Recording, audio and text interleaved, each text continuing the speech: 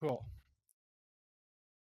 So, can you hear anything in the background, by the way? I have the window open because it's hot up here, and Mom's Halloween decorations are on a constant loop.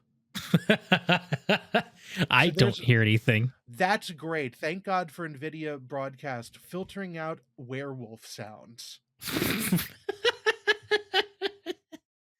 And there's the start of the episode. That's exactly what it is. So, hi everyone.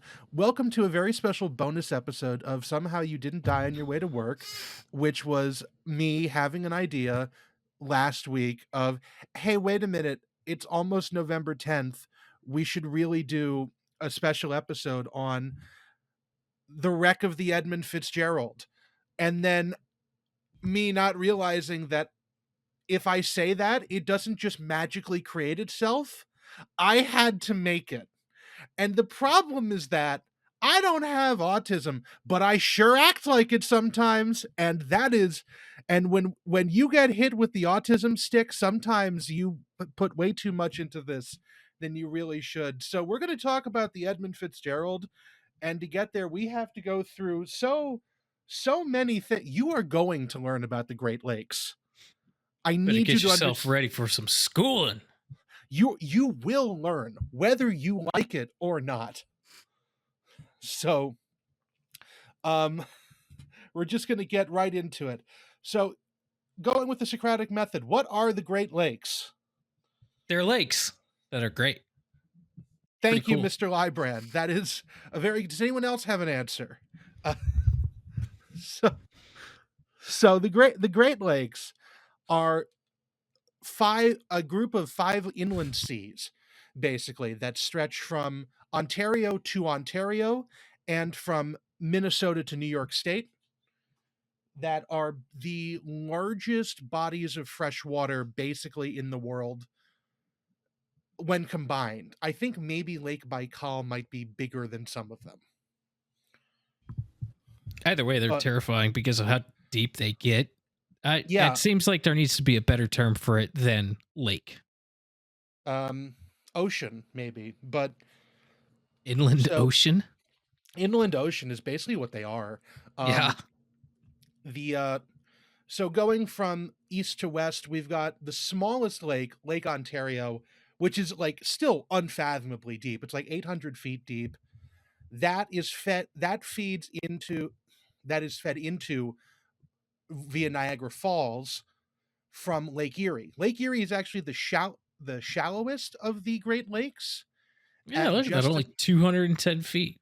Yeah, that's actually the one that I live off of. And let me tell you what, living next to that thing is remarkable as it is. Going up next, we've got Lake Huron, which is on the eastern side of Michigan. And then Lake Michigan on the western side of Michigan, and also bordering Illinois and Wisconsin and a small part of... No, it doesn't border Minnesota. That is Lake Superior. Lake Superior borders Minnesota up at the very top, as well as the Upper Peninsula of Michigan. And then, of course, all of this, as I said, is just contained within the province of Ontario on the Canadian side, except for Lake Michigan. So, huge, absolutely gargantuan lakes. This means that you have an ocean navigable port in Duluth, Minnesota, because you can sail a boat out of the Great Lakes and into the ocean through the Gulf of St. Lawrence out by Montreal. Oh my God. So yeah, this is entirely navigable. It has been in various ways for right around 150 years, although really since the 1950s, when they finished the most recent iteration of the St. Lawrence Seaway, it's been really accessible, but we'll get to that in a bit. But these are just absolutely gargantuan lakes, which if we go to the next slide, you can sort of see. What do you think this is, Zach? Is that the Upper Peninsula of Michigan? No. Ooh. That's Michigan. What? That's the Lower Peninsula of Michigan. No. Oh, I was so close. That is Michigan. I need to Looking all see this on a map. Holy shit. and then you can actually see down in the corner, there's a little solar panel fin there because this is taken from the ISS. Oh, Jesus. Oh, look at that. Oh, I could see it. Yeah, that's Yeah. that's the thumb right there, isn't it? Yeah. Yeah, right by the solar panel, yeah. Huh. And I'll yeah, be so damned. That's cool. and this is just to give a scale of how big these things are. Like this almost looks like, is it Kuwait or Oman that's on a peninsula out in like countries are smaller than these I this, and it's want to say Kuwait. yeah, it looks like all of this is like Kuwait surrounded by the ocean, or just Michigan. Oh, nope, I was wrong. Is It it? does Is look it like Oman? Qatar, though. Qatar. That's what I was thinking of. I know my Middle Eastern geography, but you can see what I mean. It's like it's otherworldly how big these things are. That's a lot of water to get lost in.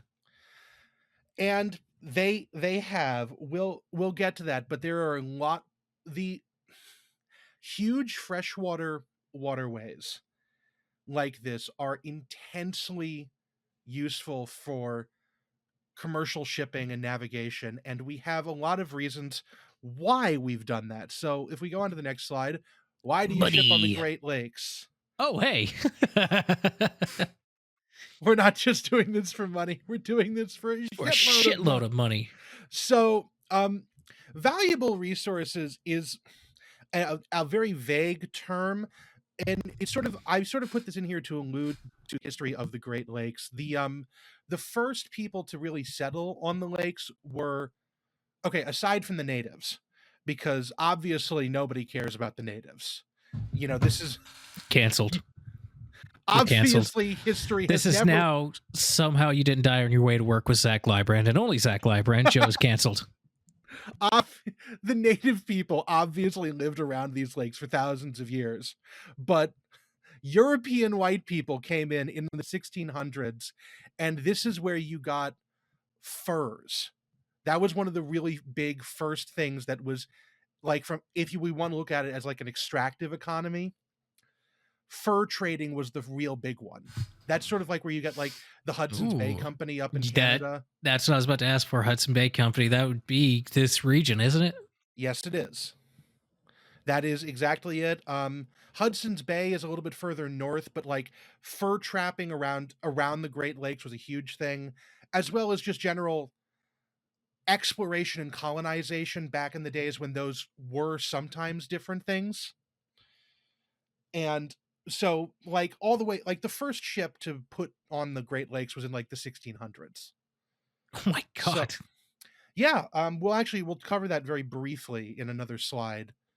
I say briefly, we'll probably end up talking about it for 25 minutes. But this is going to be a long one. I know so much about this shit. But and then after that, you've got there's no oil reserves here, but there's a lot of natural resources. There's timber, there's ore, there's coal, there's stone, there's sand. There's a lot of stuff that you need in here, that a lot of natural resources to be extracted. Yeah, and they still are, actually, funnily enough. I don't think they do furs anymore, but just about everything else. Now, if we go on to the second slide, we haven't invented the car yet. So a lot of the biggest... What the fuck is that ship? I'm so glad you asked. Let me very briefly make this spiel, and then I can do this. I put this in here specifically to nerd snipe somebody. But, so very basically, before the invention of the car, and to a degree before the invention of the train, the main way of getting around was through lake passenger ships. And so you have a lot of situations where like these things just don't exist anymore. But if you needed to get from the bustling city of Sandusky, Ohio to like Waukesha, Wisconsin, your only option was to get your ass on a boat. And even still, like passenger steamers were a vital way of getting around all the way up to about like the 1930s. The Depression seemed to kill a lot of it off, followed by the railway. Depression killed a lot. followed by the railway and the car. This ship in particular is the SS Christopher Columbus, and it is a whaleback steamer. This is Does funky. that help you at all? It's like a big. Oh, what's the? I have It's to look up it's a type of vessel. Hang on. it's no it's this is this is the whaleback passenger ship. They only made one. It looks like half of a catamaran. That's a very interesting guess. No. So the whaleback ship, and again, we will cover this later, was the invention of one crazy man named Alexander McDougall, who had this idea of basically building ships that looked like cigars with upturned ends that would be able to have be able to handle heavier seas because the water would just go off the sides of it instead of like catching on like decks and hulls and things like that and bogging Okay. the ship down. And it Trying to kind of make it safer. and also a little bit more efficient. They kind of worked, but notably this was like in 1888.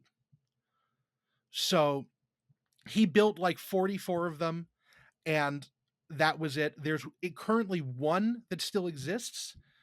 Of the rest, most were scrapped, and some of them are very well preserved on the bottom of the lakes. Oh, Well, that's not for any fault of their own. Just we'll get into this, but ships be sinking a lot. yeah. Boats be sinking, I should say. Boats be Well, sinking a lot. it seems to swallow a lot of people because, Superior, it is said, never gives up her dead.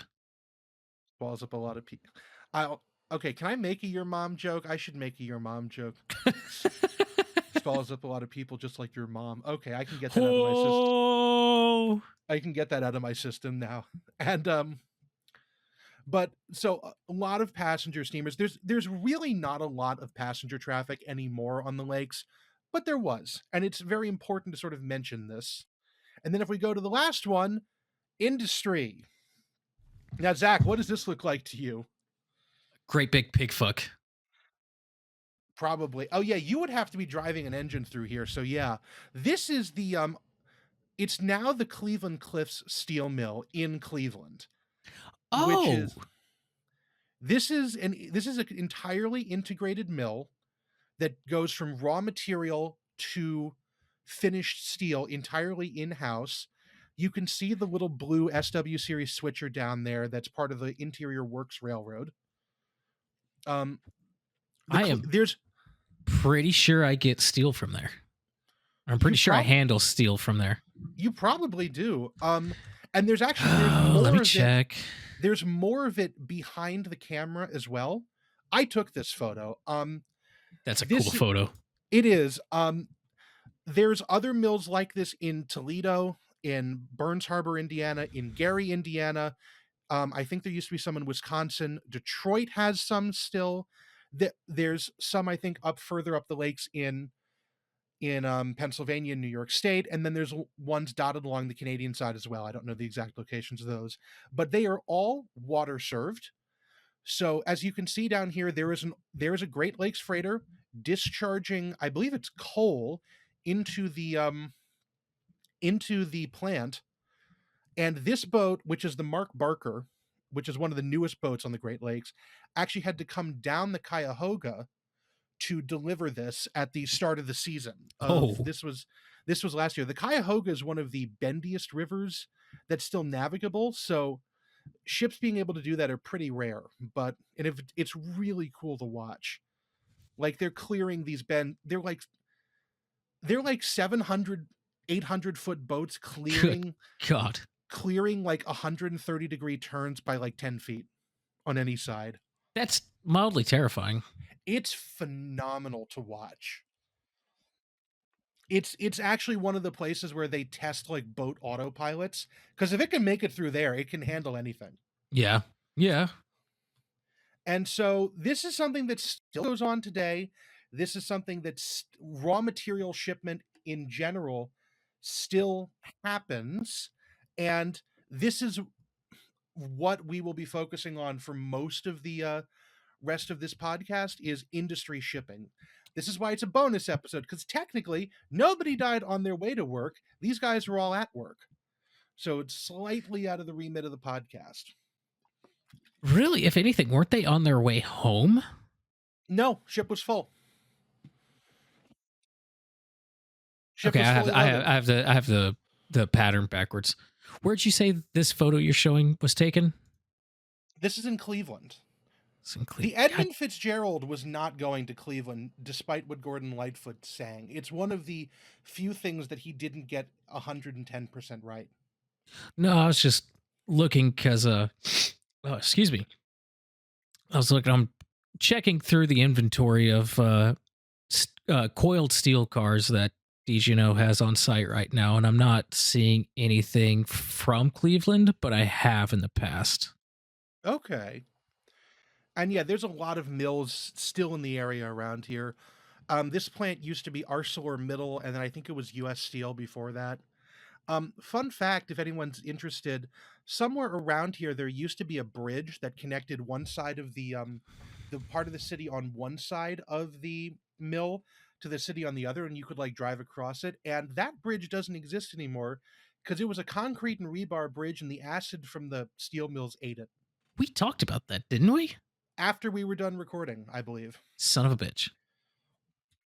But yeah, so if we go on to the next slide, we have to ask ourselves, what is a ship, or rather, what is a boat? It's cool as fuck. That's what it is. Now, Look in how big it is. Wikipedia, shipping is derived from the word relationship, is the desire by followers of a fandom of for two or more people. No, wrong one. Mayday, abort. Now, what is a boat, you might ask? Well, on the Great Lakes, Oh my god, all ships are boats because of tradition. If you listened to the Oceanos episode, which may actually be the episode that is directly before this one, despite being recorded like 2 months ago because of how we want to release this for it to go up. All Great Lakes vessels are boats because why not? And this one covers up the fan art, which is an improvement over the last PNG I found. Oh, you are merciful for not showing us that again. Quick, block it with the Edmund Fitzgerald. Save us. Save us. Great. What is a Great Lakes freighter? The image you're looking at, this PNG, is a pretty good representation, and I have more photos in the next couple of slides. It's so long. Yes, it is. That's also what Mickey Mouse said just after Oswald. No, we're not doing that. No, stop that. Right now, stop that. So this is a typical Great Lakes freighter. This is the Saginaw. It's it's one of the. It's looking a little rough there. Yeah, it's near the. If I recall correctly, this was either the end of the season or the start of the season. And this is in Sandusky. There's a big coal dock there, so it's coming in to take on coal. This design that it has right here is pretty typical of most of the Lakers built before the 1980s. And lake ships are usually called Lakers because boat farmers like that term. There's a forward pilot. Excuse me. There's a forward pilot house, a very long deck in the containing multiple cargo holds, and then an aft engine house. And up until the 1950s, I should say, most ships were what were known as straight deckers, which is that they needed to be manually unloaded at the end of the journey at whatever dock they were going to. But most of the ships since then have either been built with or been refitted with self-unloading equipment, which is what this massive A-frame crane on the back of the ship is. That's neat. Yeah, no, because essentially the and again, we'll see this video in 2 slides of how you used to unload lake freighters, and it was absolutely insane. And they all were decommissioned by the 90s, and so any ship nowadays that is a straight decker is either doing something incredibly specialized like cement hauling, is a storage vessel that's like never going to sail again, or is in long-term layup because it's nobody can unload these things anymore. It would take you a week to unload them with conventional technology.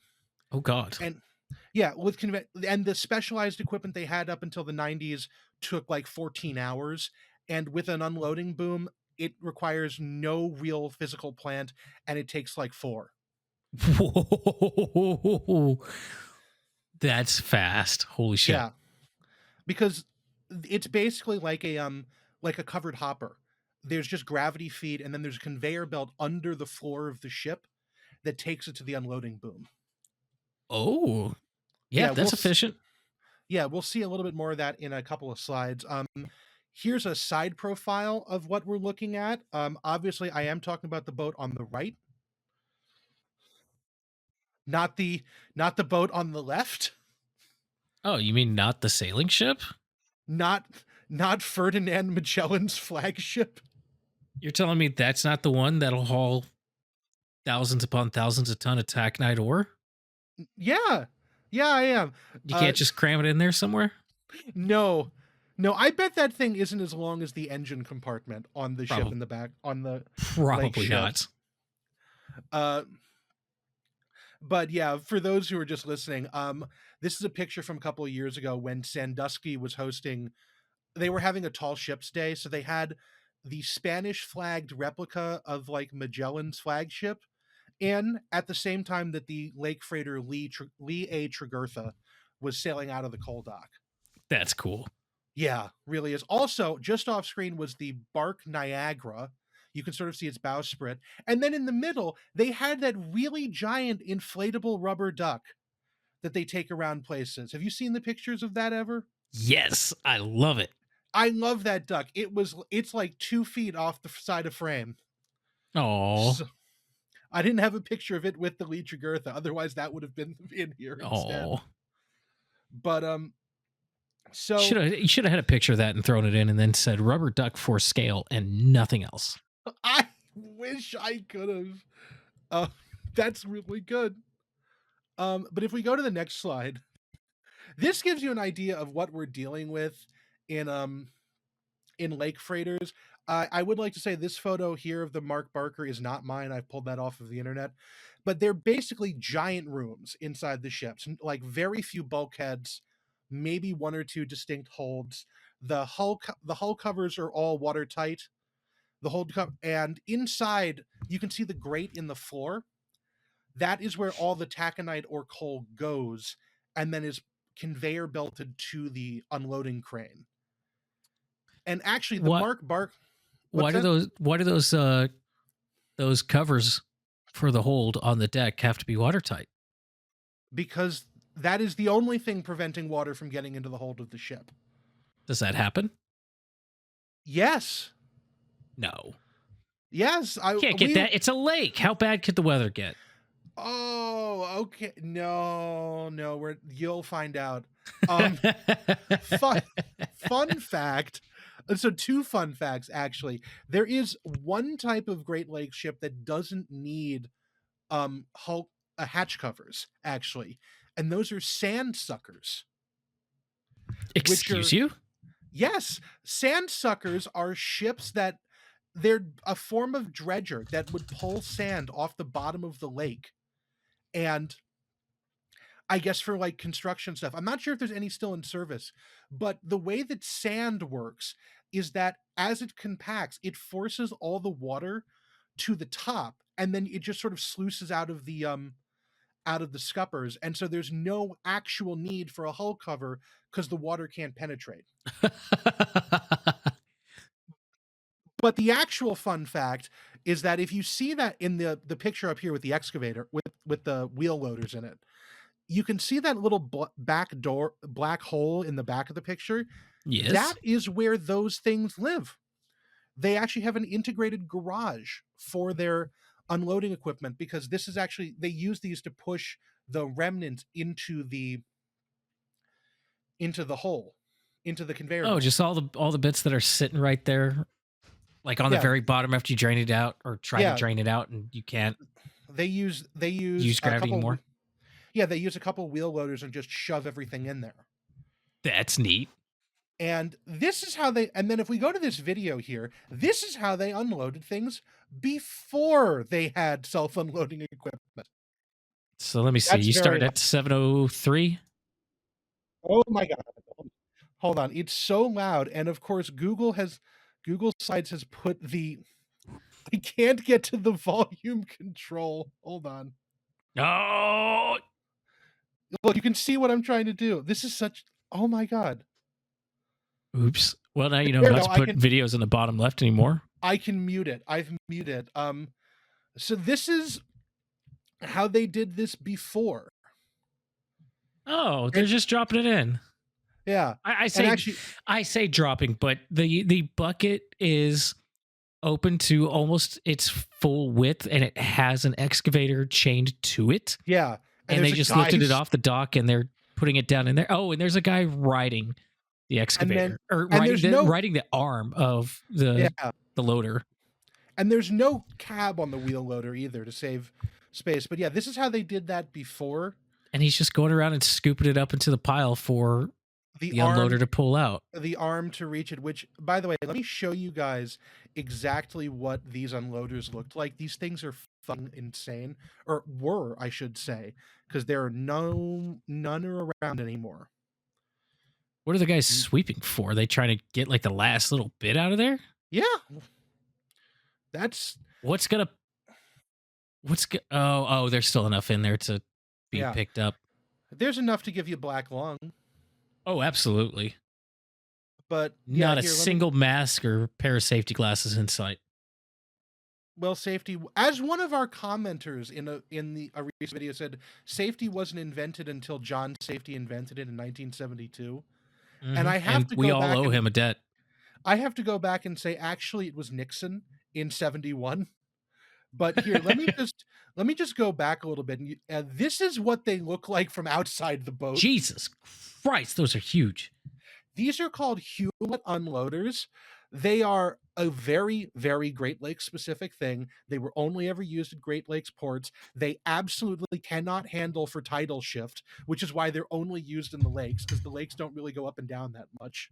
That looks like something out of a sci-fi movie. It really does. There's a video, part of the video shows it at night.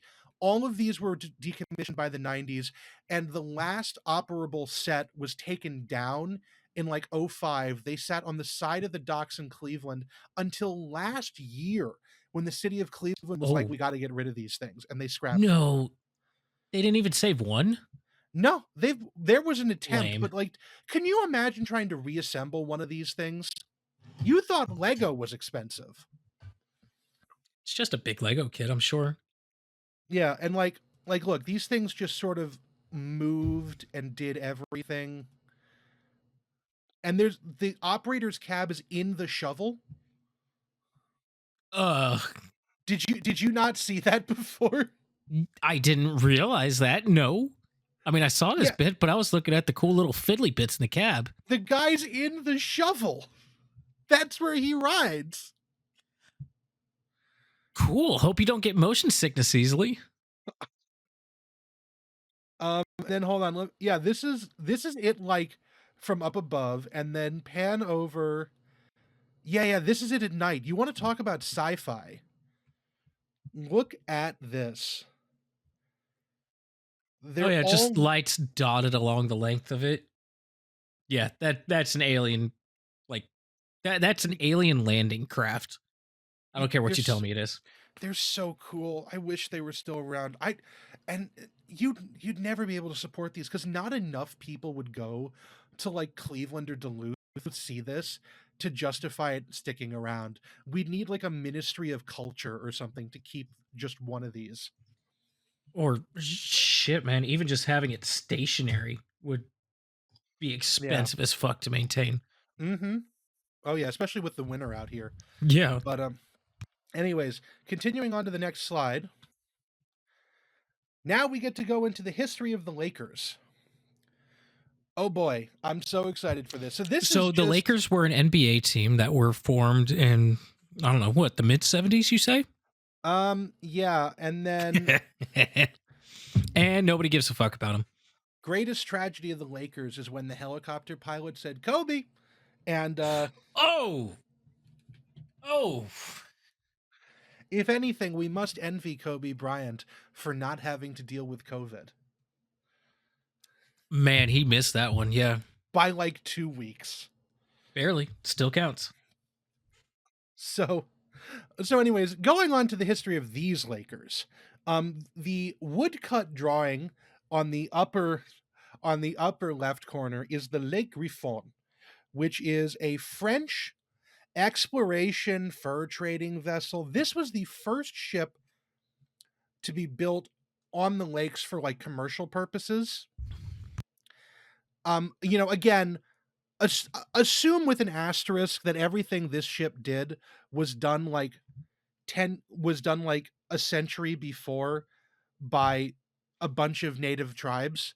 But Yeah. this is the first ship that was built in the Great Lakes, first boat, I should say. I don't know. I keep saying ship. These are all boats. I'm going to keep stressing that till I remember. This is the first boat built in the Great Lakes. It was the first to traverse the upper Great Lakes. And this was in 1679. It was, I believe, by a French trading organization exploration crew. And then it was lost on its return journey. From like on its maiden voyage return journey of that. First blood. No one is 100% sure what happened, whether it was burned by its crew to prevent capture by the natives, whether it crashed and sank, whether the natives captured it. No one's certain, and they're still looking for it. They've thought they found it like 15 times because So I know that cold waters are great for preserving wood, but I can't imagine that after one, two, three, three and three quarters of a century that there's going to unfortunate be unfortunately, Zach, the Great Lakes can preserve something that long. even wood. Yes, they have found 200-year-old shipwrecks before. The Niagara that I was talking about a second ago, for a brief period during like the 1930s, it was stored, with air quotes, stored for future preservation by sinking it off the coast of Buffalo. And they just sort of left it at the bottom of the lake for 50 years.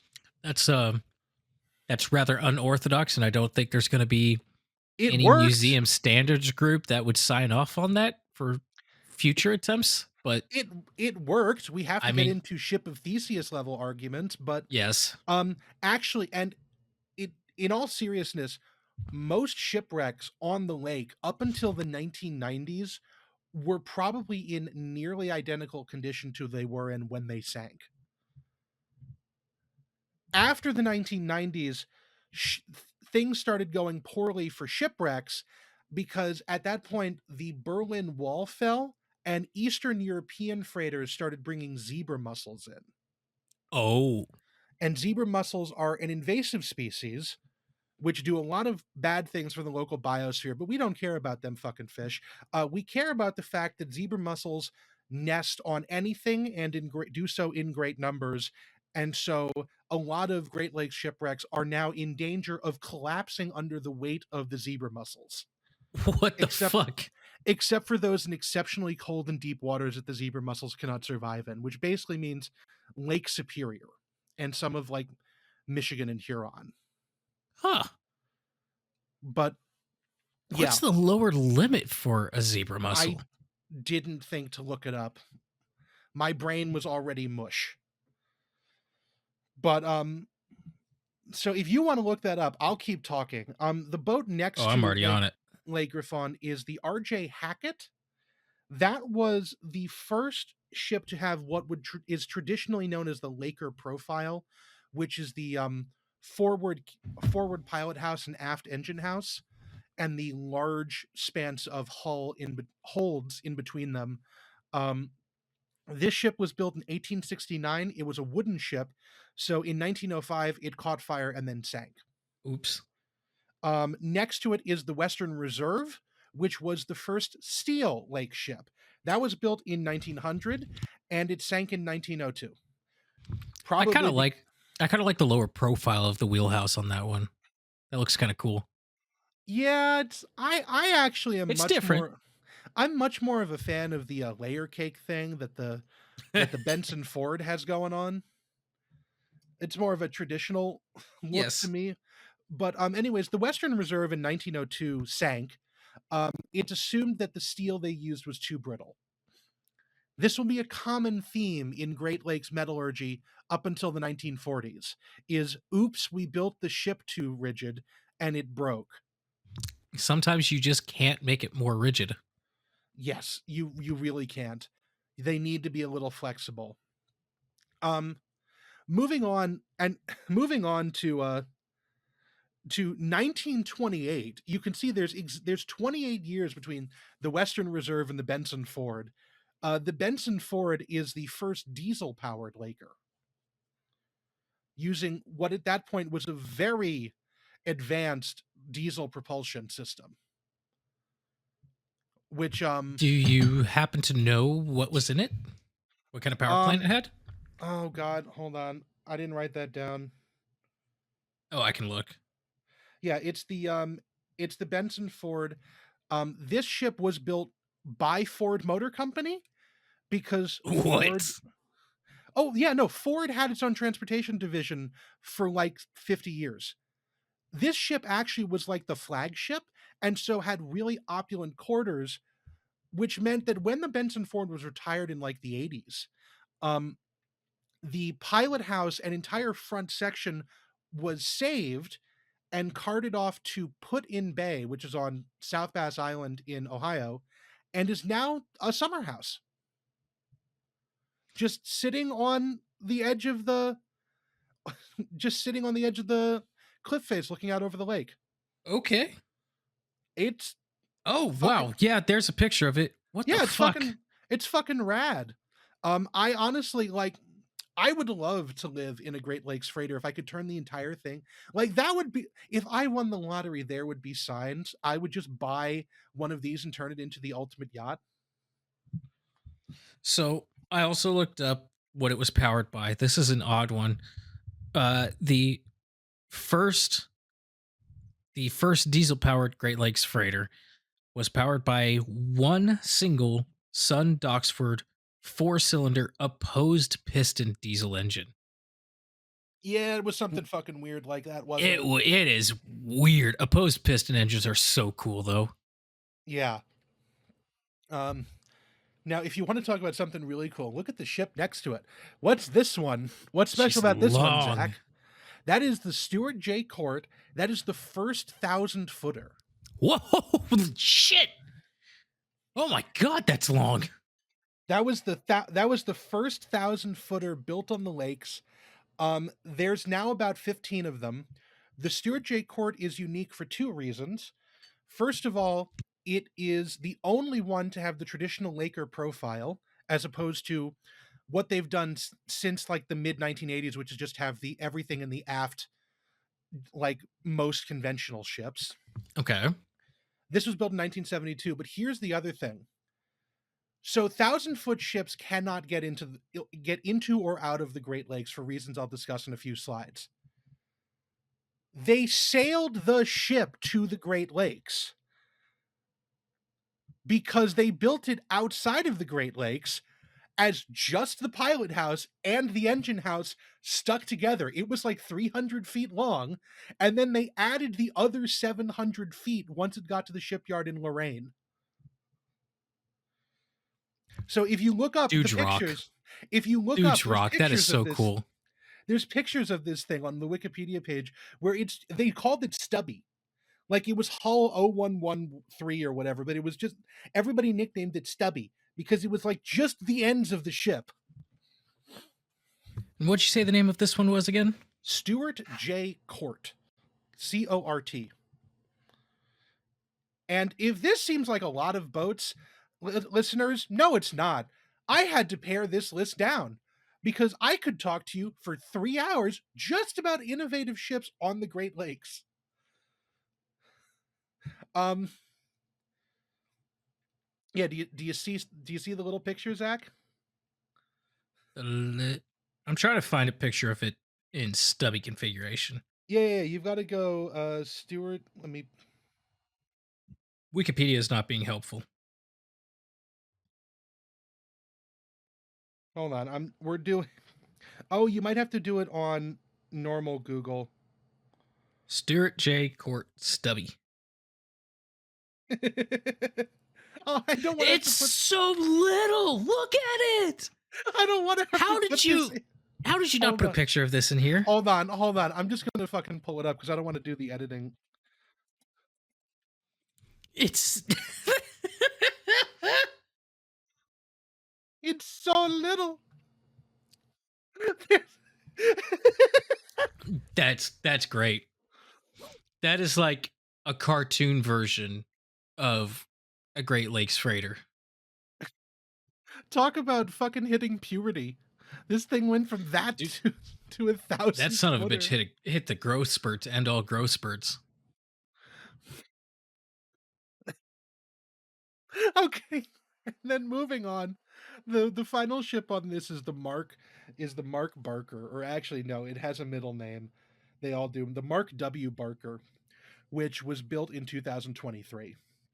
It's one of the newest Lakers out there. Interlake, who owns the Stuart J. Court as well, just built a new one. But this is more of what a modern lake freighter looks like, which is with the aft pilot house. I would hope that someone would return with a V and do the forward pilot house again, but this seems to be what the modern fashion is going to be. Didn't I And this is send a reel featuring this thing to I you? sent I sent a reel to you with another ship that we will cover in a couple of slides. That is the James Barker. Oh, that's the one that makes all the noise Yes, that all everybody of the loves. noise. Yes. So there's so many fucking famous Great Lakes ships because there's so few of them comparatively to like what they have in like on the ocean, that every single one of them has like their own fan club Yeah, at a certain point. they've got groupies. They do. They do. I've met some of them. They're really nice people, but this is like what would happen if the Beatles only attracted Minnesotans. I I got to go out to Duluth at some point and see this. But anyways, on to the next slide. Here's just some other kinds of Lakers. All right, so we got that Which, weird fuck again. yes, that is a whaleback. Specifically, that is the Joseph L. Colby, the second whaleback ever built. This is one of the freighter versions. I should say the Christopher Columbus is the only non-freighter version. The rest of the other 43 whalebacks built, 25 were barges and 19 were powered ships. And they're just really cool. I like them. One of them is still preserved in Michigan, I want to say, or Wisconsin. Um, but it's just really fucking cool. All right, I see 3 other boats on this page that look like they belong out on the open ocean. We'll get to them. Which ones? Are which one do you have a question about first? Uh, top middle. Top middle, the one with LMC on the funnel. Yes. That is the SS Badger. That is a car ferry. Oh, yeah, I've heard of that. More specifically, it used to be a rail car ferry. Oh, But nowadays, due to the Ann Arbor and the CNO going defunct, now that is a passenger only ferry, but it is still has the rails in its deck. It is still a steamship. I believe they finally switched it from coal to bunker oil, but it sails from Muskegon to Manitowoc, I want to say, which is two places that most of you will have know where it is. Michigan to Wisconsin. That is it. It still does that every day of the week during the summer, during the season. Because I don't know if I've mentioned this, the lakes freeze in the winter. all this shit is impassable between like December and February. Used to be longer, but global warming. It's still coal-fired. It is still coal-fired. Okay, yeah. What the fuck? Badger is a... What's that meme? Honey Badger don't give a fuck? Honey Badger don't give a damn. So, anyways, going next through this list, right below the Badger is the Tugboat America. The Tugboat America was built in 1897 for who is it? Tugboat America was for Great Lakes Towing. It was built in 1897 for Great Lakes Towing. It was renamed several times, but it is now renamed to America. And in 2025, it is operated by Great Lakes Towing. That ship looks really familiar. Just behind the wheelhouse. Yeah, that's Great Lakes Towing's logo. But this ship is... It's like the same G as Grand Trunk Railway. It absolutely might have been. I'm not... Grand Trunk was not involved with Great Lakes Towing, but they did own ships on the lakes. But no, the point of that is the Great Lakes are very fresh, very preservative. This tugboat is 128 years old. Jesus. And still sailing it's in Monroe, Michigan right now. That's where it's based out of. So, and then Zach, I assume you're wondering about the ship at lower... It looks like... What? Oh, go... No, which one are you questioning? I was continuing across that top row. This one that looks like the Titanic Junior. So that is the SS C&B, operated by the Cleveland and Buffalo Transit Company. C&B was a name won in a contest because C and B, Cleveland and Buffalo. Oh, that's kind of clever. I do like that. It is a side wheel paddle steamer. And actually, that is it in the photo next to it. That's it on the photo next to it, right here. Oh. It really does look like that. So, it's a side wheel paddle steamer. Where's the side wheel? Somewhere around here, I think. Huh. Did they cover it up for aesthetics? Yeah. Huh. No, they were very modern excursion boats. There were a couple of other ones built by the same company.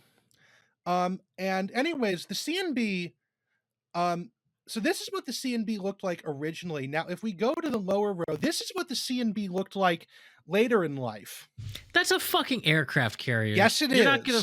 What the fuck? That is the USS Wolverine. Why do you need an aircraft carrier on the Great Lakes? That is the USS Wolverine. That is what happens when the Navy abruptly has to train thousands of new airmen to go fight the Nazis. Great Lakes Naval Station is still the primary training base for the Navy. So they bought the C&B and the Greater Buffalo, which was a ship of the same general configuration, and they cut them down and made them carriers. That's wild. George H.W. Bush learned to carrier ops off of this thing. And they were the USS Sable and the USS Wolverine. They were, and I kid you not, side wheel steam powered paddle wheel aircraft carriers. Oh my God. They had no hangar decks. They would do flights every day until that deck got too full of crashed airplanes. Jeez. And then they would sail back to Chicago, pluck all the ones off the deck with a crane, load up new ones, and keep on going. To give you an idea, when they scrapped these ships after World War II, they had to cut the paddle wheels off because they were too wide to fit through the canal to get out of the lake. Oh my God. So they couldn't cut them up in the lake? I guess they found someone who was willing to pay more per dollar for scrap. All right. That's then the next ship after the C&B / Wolverine is... This is more believable for on a lake. Yeah, that's the Milwaukee Clipper. It was significantly rebuilt in 1940. It was built in 19 what year was it? The Milwaukee Clipper was built in 1904, and it was rebuilt into what you see now in about 1940. And it was it was a car ferry again, like the Badger, and it just did routes across all of the different lakes until it was turned into a museum ship. All right. So, so yeah. Also, I forgot the C&B was built in 1912. So that gives you an idea. It had about a 30-year run before they turned it into an aircraft carrier. And then they got rid of it in 1941. Which the 46, 46 they got rid of the Wolverine. Can I? Oh, I can't US read. Wow. Wow, I can't read. They wouldn't have gotten rid of it at the start of the war, Zach. Fuck, I didn't know. Maybe something really bad happened to it and they Nope. had to go to the sister ship. Nope, they ran both of them at the same time. That's Take a little bit off the top, yeah. that just a little bit. And It really does look like they just took a knife and just scooped it across the deck. that's essentially what they did.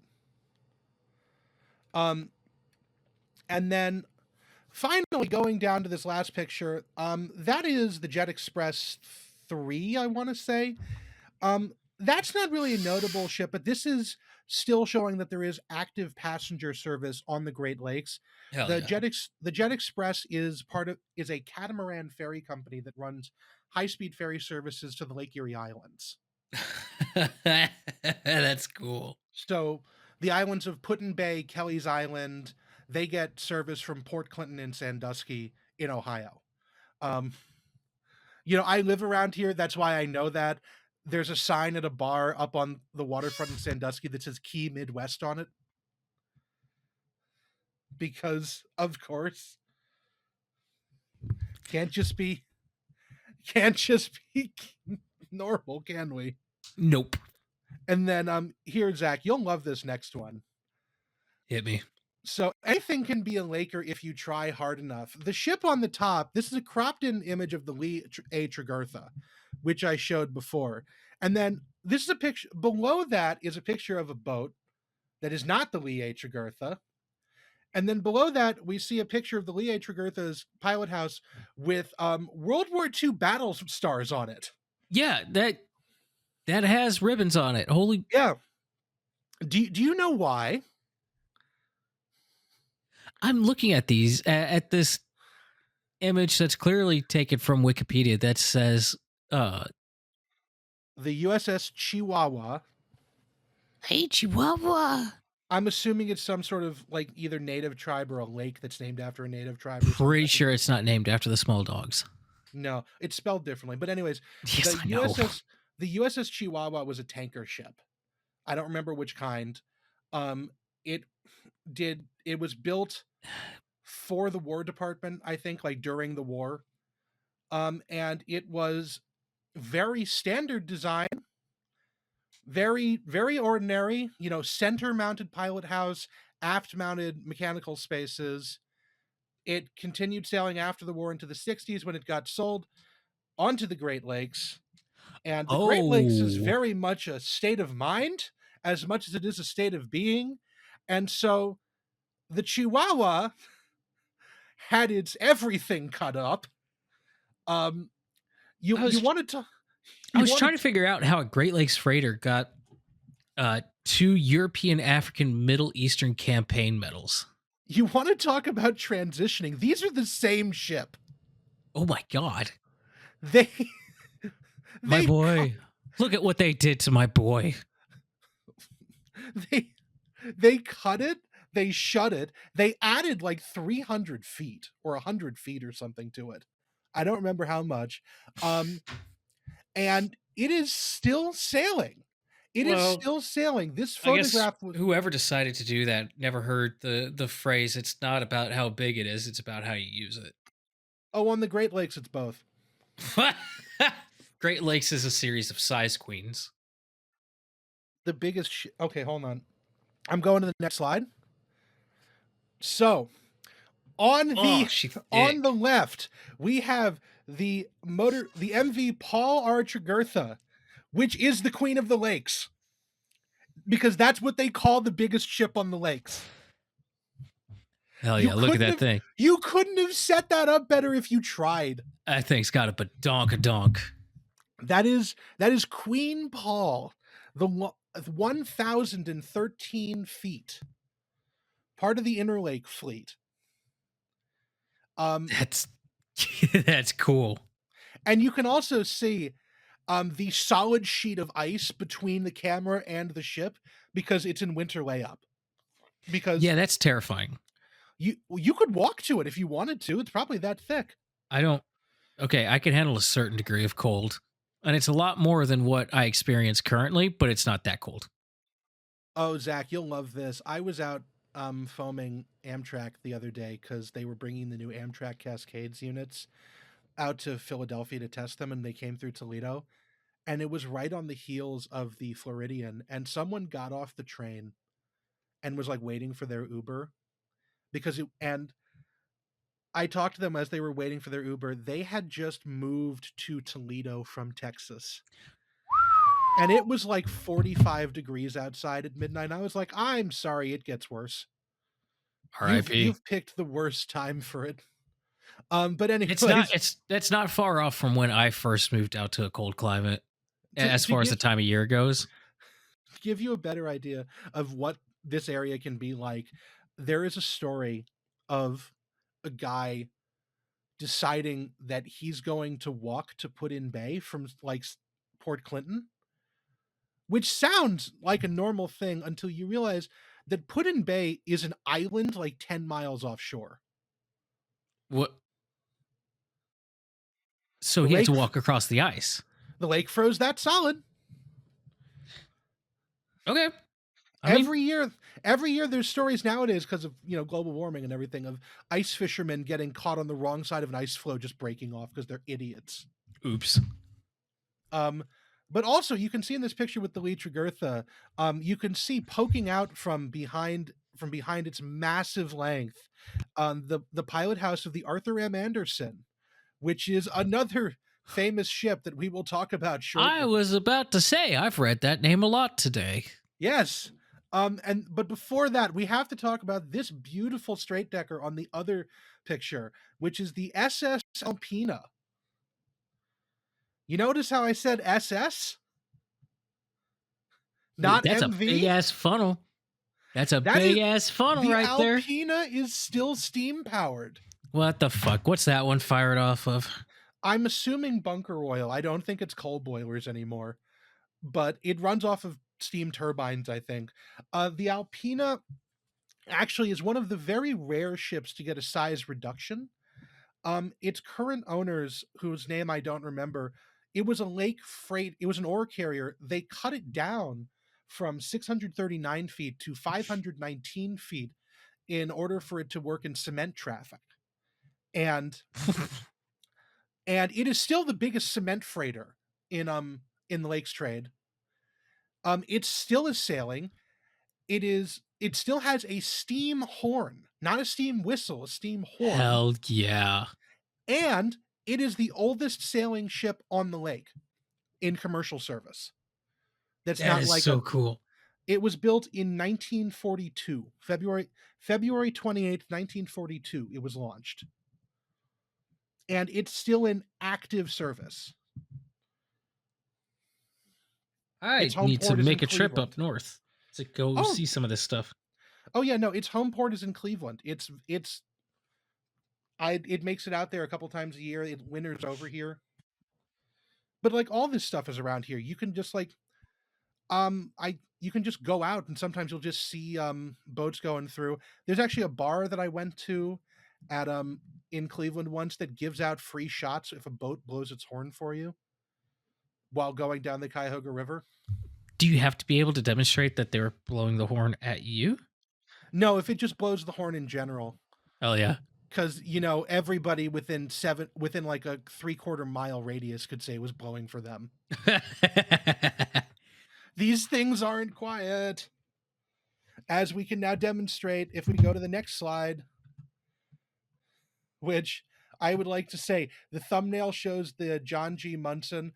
We're not talking about the John G. Munson. We're talking about another ship that just happens to be in this video. Approximately 30 minutes, spinning out Rice's Point, And backing to the east. I have heard the Barker bark yeah, in videos. This is James R. Barker.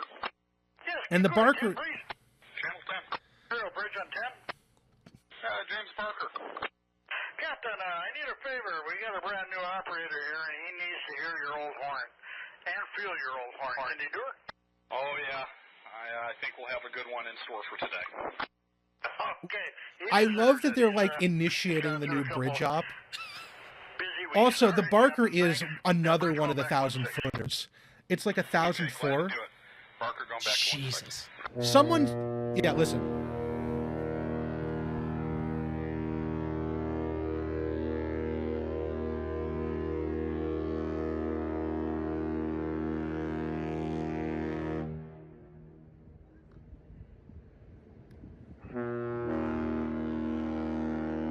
It's so loud. I have the volume turned all the way down. I wonder how they get the two-tone. It's apparently like a klaxon of some kind. Huh.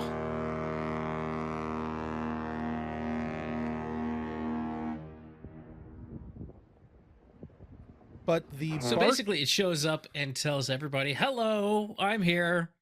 Yeah, the Barker is actually breaking your windows. The Barker is actually really famous because no other ship has that horn. Even its sister ship, the Misabi Minor, doesn't. So it's just that as you know, it's one of the favorites of like the boat foamers because of that. Everybody loves it. The crew is really nice. Also, I send you this, but for everybody who's watching, there's another video I sent Zach that's like done with a cell phone video, so it's vertical. And one of the comments said it looks like Spaceball 1 because it just kept crossing the frame and didn't ever stop. It just keeps going. It's like, all right, where's the bridge? Where's the bridge? It doesn't get there. The bridge is somewhere in here. This ship has a bridge. It's 1,000 feet, not moving very fast. So, anyways, now we're here at basically why are some ships sized the way they are. And this whole busy ass screen is very important into understanding the Great Lakes. Keep talking for just a minute. I gotta go pee. Okay, so for those of you who do not know anything about the Great Lakes and are like, why is this so special? It's because the Great Lakes are basically a self-contained ecosystem because of the fact that it's always been very, very difficult to get out of the lakes or into them. So if we look here in the center, you can see this red line. That is the St. Lawrence Seaway, I should say. The St. Lawrence Seaway parallels the St. Lawrence River the whole way up from the tip of Lake Ontario up to Montreal. And the thing about the St. Lawrence is that it's not really navigable. There's a lot of really shallow sections with rapids in them. You can go up there with a ship sometimes, but it doesn't really work. And of course, if you manage to get into Lake Ontario, you can't get anywhere else because Niagara Falls was the only connection to Lake Erie and the rest of the Great Lakes, which if you can create a ship that can crest Niagara Falls, you need to get into a different line of work, making miracles. So what's happened is over the years, there have been a lot of different locks and canals made to connect all the different sections of the Great Lakes. So the St. Lawrence Seaway has a bunch of different locks into it. I think there's like 9 of them, 10, that are basically sized to be intentionally smaller than Panamax. because all the locks were built sort of after the Panama Canal came into being. And that's because the various Welland canals that went from Lake Erie to Lake Ontario were smaller than that as well. So they built them to match the Welland canal sizes and keep out and not Panamax. Now, the thing about this is that you're built into this really weird shape for a ship. So if you look at this graphic over here, you've got Seaway Max in this list of all the different kinds of things that like ships have to be built to. So like you've got Suez Max, you've got China Max, you've got Neo Panamax and regular Panamax, and then you've got Seaway Max, which is notably smaller than any of them. And so you've got like It's so little. You've got a maximum length of 740 feet. That's the longest a ship can be to go through the St. Lawrence Seaway. And by extension, the Welland Canal. So anything bigger than that can't get in or out, which is why like the Great Lakes are so fucking weird. Because they're their own isolated ecosystem. Yeah. Yeah, no, that's like the Paul Tregurtha, the James Barker, the Stuart Court can never leave the lakes. They actually can't even reach Lake Ontario. They can only go in the four lakes that are all interconnected. Really, the only because only the only other constraint that they have. So you can see like all of these maps, like you've got like the Welland Canal has 8 locks. I don't know how many locks are on the St. Lawrence, but there's a bunch of them. And you can see some of them around here, like just all these different ones. Then down here long, we've got skinny locks. Yeah, and then down here we've got just one lock. This is the Sault Lock at Sault Ste. Marie, Michigan. This is what connects Lake Superior to Huron and technically Lake Michigan, because they're almost the same body of water. Really, only the Straits of Mackinac separate them. But the Sault locks are 1,200 feet long, and that is the only length max that you have on the Great Lakes. That's it, and there's just one of them. And so how come we don't have 1,200-foot boats? We probably would if there were no other countries in the world but the US and Canada. Unfortunately, steel making has really been a thing that other places do nowadays. Yeah. So, like, we might get into this in a couple other slides, but if we don't, I'll just say it here. There used to be like almost 1,000 lake freighters and everything, but just over the years, attrition and economic variances have meant that the smaller ones got cut up by the 1980s, and even some of the bigger ones were cut up in the 90s and the 2000s, just because there's no demand for them, because we're slowly paring back on steel production. Coal production isn't what it used to be either, and there's not really coal power plants anymore. And so it's just slow. It's just not going to be a thing. And, if anyone thinks that the tariffs are going to work, that's not exactly going to help when half the fucking steel mills are in Canada. No. So it's not exactly a, it's, we need to go back. We need to do the Fox News sort of return and go back to the 1960s where everything was made of coal and people got black lung. What? Now I'm starting to think maybe I need to get up there to see some of this before they just stop running. I mean, if you want to, I'll show you around where I live. We can go, if we plan it out far enough, we could go up to Duluth or something. That'd be fun as hell. Have to do it in the summer. Yeah. Just because I think you would die if we went to Duluth in the winter. No, I'd probably be okay. I'd bitch and moan the whole time, but I'd be okay. I know how to layer. 10 feet of snow? Okay. Okay, so look, once the snow gets up above your ankles, No, I'll say up above your knees. It's all the same. It's all terrible to wade through. Yeah. Mm-hmm. And I've done that. Or just Buffalo, where you just die.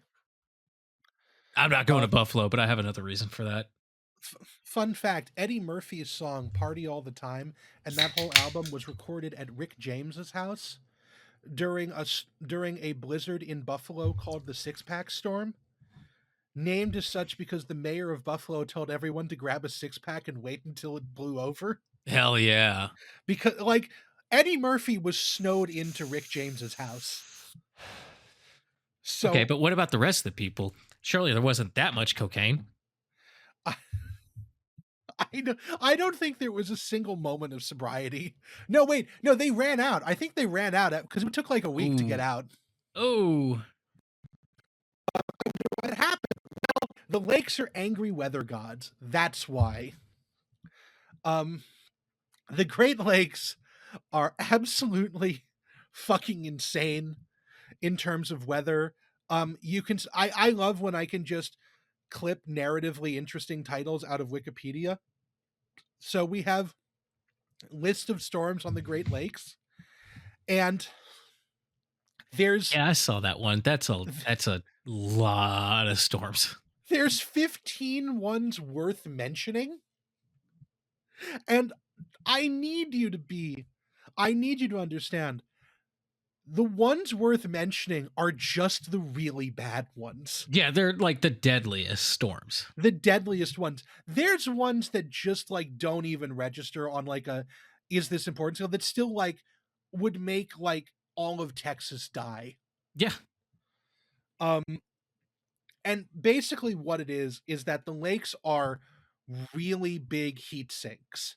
So they take in all the heat during the summer, and it only starts to get and so basically storms that would come in during the winter months sort of get supercharged by this, and then as the lakes cool off in the winter and freeze, then that sort of fucks with summer weather as well.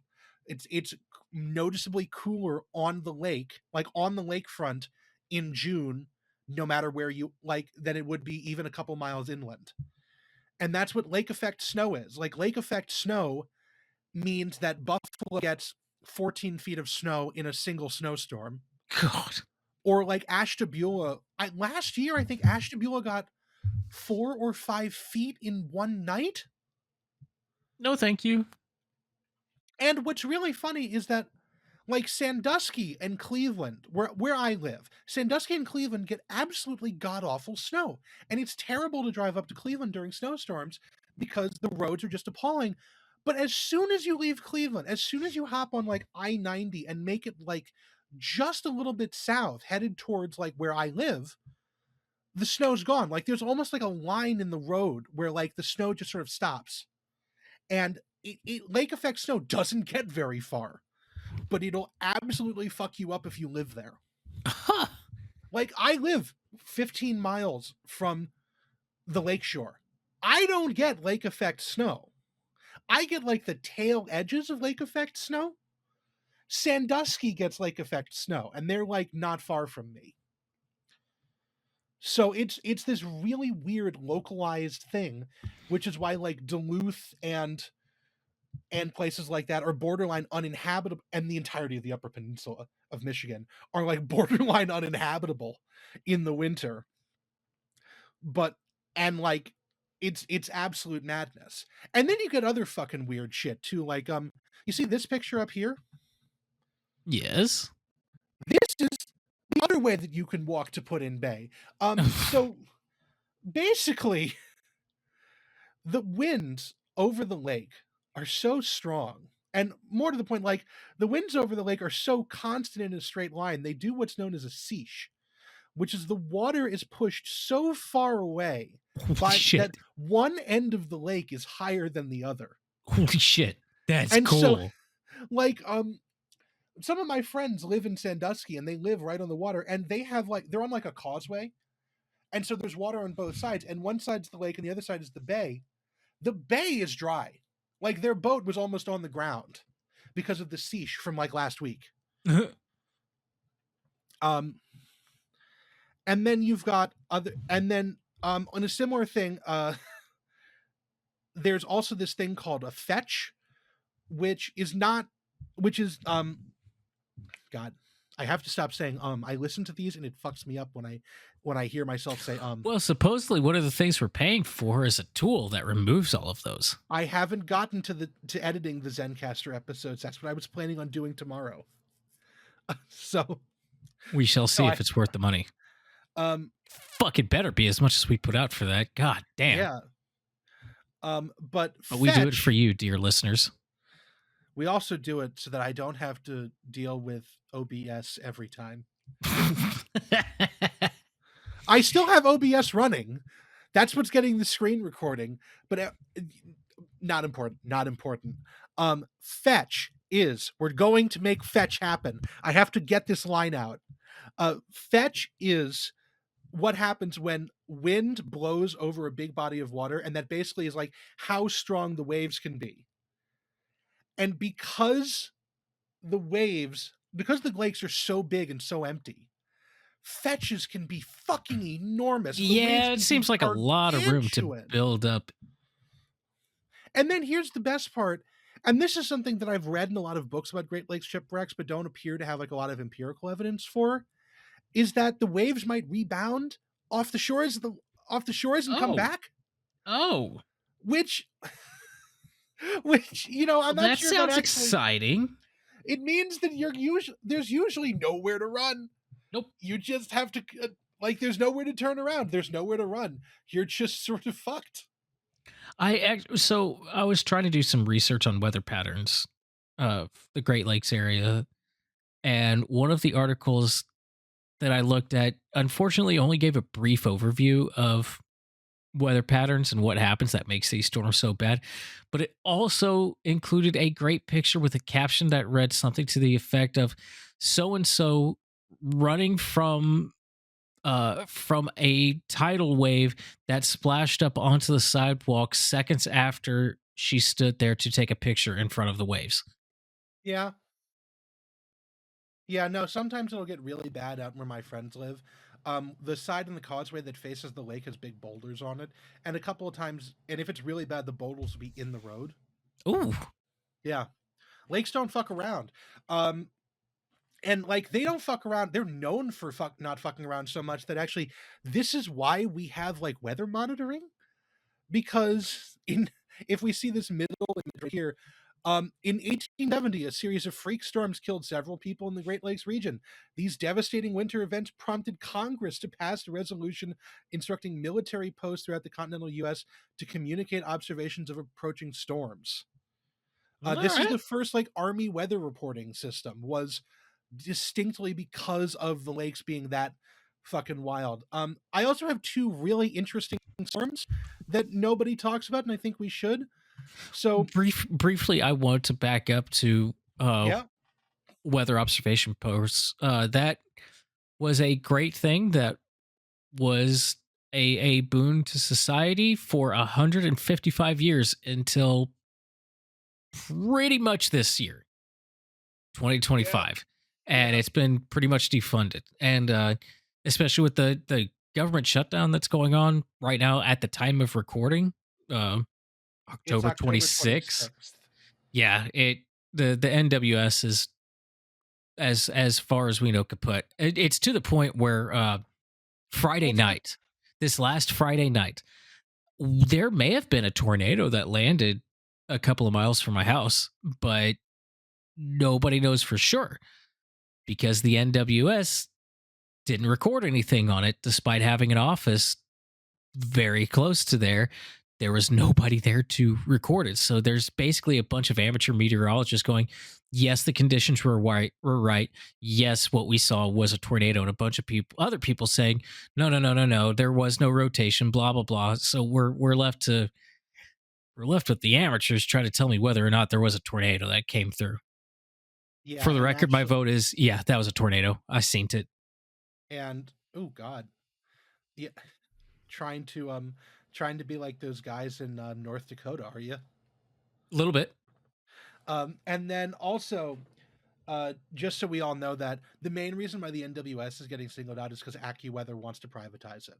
Yep. So just everybody pay attention to that if you're ever going forward. Also, storms on the Great Lakes. So they supercharge storms all the time.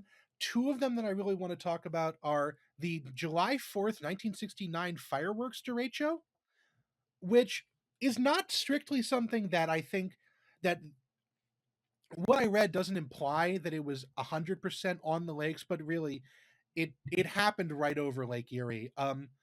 Basically Sure looks like it. a derecho is basically a thunderstorm that spools up out of nowhere and gets to hurricane force winds within like a few minutes and then just proceeds to wreck all of your shit as fast as it can. And it did so, it formed like over southeast Michigan right near Detroit and then headed towards Port Clinton, Sandusky, Vermilion, like all the places on that part of Lake Erie's shore on the night of July 4th. When people were out on their boats watching the fireworks. Great timing. So several people died. I didn't write down the exact number. It's one of those like hidden local disasters that nobody knows about. I only read about it a few years ago, but that absolutely fucked up some stuff. You can see here like 104 mile an hour winds reported. I think this is right by Marblehead. 100 mile an hour winds, 67 mile an hour winds. This is like absolutely insane for out here. And then that's like launching the fireworks back at you. People were sitting out on like boats, or just on the water. Guys launching them off. No, they were sitting on their boats watching the municipal fireworks displays, and so everybody on their little like 10-foot boat or their Chris Craft or whatever got like sunk. Because it happened like right in the mid. It happened like right as night fell. So that's that was really bad. And then if you want to talk about really bad, Zach, what does this picture right here look like to you? That looks like a fucking hurricane. Yeah, it is. Where was it? Let's see, Lake Huron. That's yes. What ocean is that? That's Michigan's ocean. How long does it take to get there from the Bahamas? Oh no. It didn't get there from the Bahamas. It formed there. That's terrifying. I had to do a double awful. take. It's apparently not technically classified as a hurricane, but it did absolutely meet all the criteria for like a Cat 1 or 2. Or like a really, really high power tropical storm. That's like that shouldn't happen in a lake. No. Oh, if you don't like the weather, wait 5 minutes. We don't have 5 minutes clinging to a lamppost. But so weather is fucked up around here. In case you didn't know that. However, let's go to when weather is really fucked up. On to the next slide. The November storms specifically. The gales of November. The gales of November do not come early, because if you're in November, there will be one. That's on you. Yeah. So a November gale, also known as like a November witch or the Witch of November, is basically caused by cold fronts cold fronts coming out of the Canadian Arctic and Gulf air coming up from the south, meeting over the lake, supercharging with that weather up there, supercharging over the still warm lakes, and just basically wrecking everybody's shit. It's absolutely catastrophic. So most of these images are actually all related to one storm, which is the Great Storm of 1913. So Zach, you see this map right here? Mm-hmm. This is just the casualties of the storm of 1913. Yeah, I was looking at that legend. The crosses are lost boats, and the diamonds are stranded boats. Yeah, There's 19 a lot ships, of both. 19 ships sunk, 19 ships stranded. This 250 people killed, and probably hurricane force winds. This was 1913, so they were all out there in basically tin cans. This is where several of the whaleback wrecks came from, and a bunch of other shipwrecks too. I believe this image right here is actually the weather recording of that day. That seems like a weather And chart. this is just, this red circle is fuck you, and this bit over here is just die. Yep. Um, Fuck you for trying to live here. Especially like some of the ships around here were caught waiting for the stew box, and this storm just came out of nowhere. But they were everywhere, all over the lake. Superior, this is Thunder Bay, this is Whitefish Point over here, Green Bay, off the coast of Michigan, and Lake Huron. Lake Erie had some. It was just a disaster. And then I do want to just point out this one. A still stronger storm of October 2010 brought record low barometric pressures to Minnesota and Wisconsin of 954 and 961 millibar, equivalent to a Category 3 hurricane. So the number that I was able to find earlier was that the average barometric pressure for the Great Lakes is, give or take, 1,013 megabar or millibar. So that's a huge drop. It doesn't seem like a lot because that's let's see, just shy of 60 millibar, but that is a drastic drop when it comes to terms of atmospheric pressure.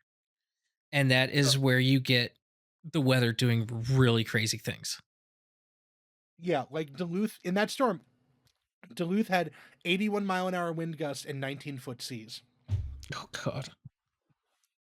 And imagine doing that in like 1913 in like a boat that made of like steel. You just knock on it and it cracks. Also, just want to sort of note over here, this is going to become more relevant later. So this area right around here by Sault Ste. Marie, where these stranded boats were, this is called Whitefish Bay. Basically, if you are on Lake Superior, your points of like refuge during a storm are at Superior and Duluth, like where you started, Thunder Bay up here, and then nothing else. So the area off of Whitefish Point is the graveyard of Lake Superior, and they think that 300 of the 500 plus shipwrecks on Lake Superior are off of Whitefish Point or Whitefish Bay. So what is it about that area that makes it so? Oh no, they're trying to get there to outrun the storm. Oh, okay. So it's not a particularly dangerous spot. It's just that it's a high rate of coincidence because they were all trying to go to the same location. Yeah, it's Okay. like the highway of death in the Gulf War. It's like nothing about the road itself was dangerous. It's that you were getting shot at by the US Army. like that's what it is. It's like, to get to safety, you must first pass through, the realm of torment, and many boats did not. Ouch. So on to the next slide, which is some fucked up sinkings, because we love fucked up sinkings, don't we? First, Absolutely. I'm going to read from Wikipedia here first. So the Great Lakes, it's estimated that many of these ships were never found. So the exact number of shipwrecks in the lakes is unknown. The Great Lakes Shipwreck Museum estimates 6,000 ships and 30,000 lives lost, while historian and mariner Mark Thompson has estimated that the total number of wrecks is likely more than 25,000. 25,000 ships have gone out into the lakes and never come back. This shit isn't just haunted, there's a queue. Yeah, there's a fucking curse on that. No, there's just a line of ghosts waiting to haunt everybody. They have to take a number. And it's every single possible cause under the sun. Some of them are like Great Lakes specific. Some of them could have happened anywhere, but it's just an incredible microcosm of like maritime everything. So if we want to start on the right over here, we've got the tugboat Sachem. Okay? Look So at the little guy. This is the Sachem in the 1980s. And this is the Sachem actually now renamed to the Derrick E. And this is actually from 2015. It's the company that owned it went broke. It's been in layup for 15 or 20 years now. I was about to say, it doesn't look like it's in great shape right there. No. So it's still there apparently on Google Maps. Again, freshwater lake. Nothing's gonna rot it. It's out in Lermont, Illinois, on the Chicago Sanitary Ship Canal. But down here we have the Sachem in 1951. The Sachem is currently being salvaged because the Sachem sank. Oh, okay. The Sachem sank in 1950 off the coast of New York State, off of, where the hell was it? Dunkirk, New York. 12 people killed. Okay? All its crew. Nobody knows why it sank. This was in December 18th, 1950. They looked for the Sachem. They found the Sachem. They hauled the Sachem back to the surface, found it to have no defects of any kind. And what the fuck? They hosed off the muck, buried I don't know if they found the crew or not, but they held a service and the Sachem went back to work. That's cursed. Yeah, this one has very little information. I just read about it in a book like 10 years ago, and every so often I think about it. That little tugboat is cursed. Maybe it's still around. We could check.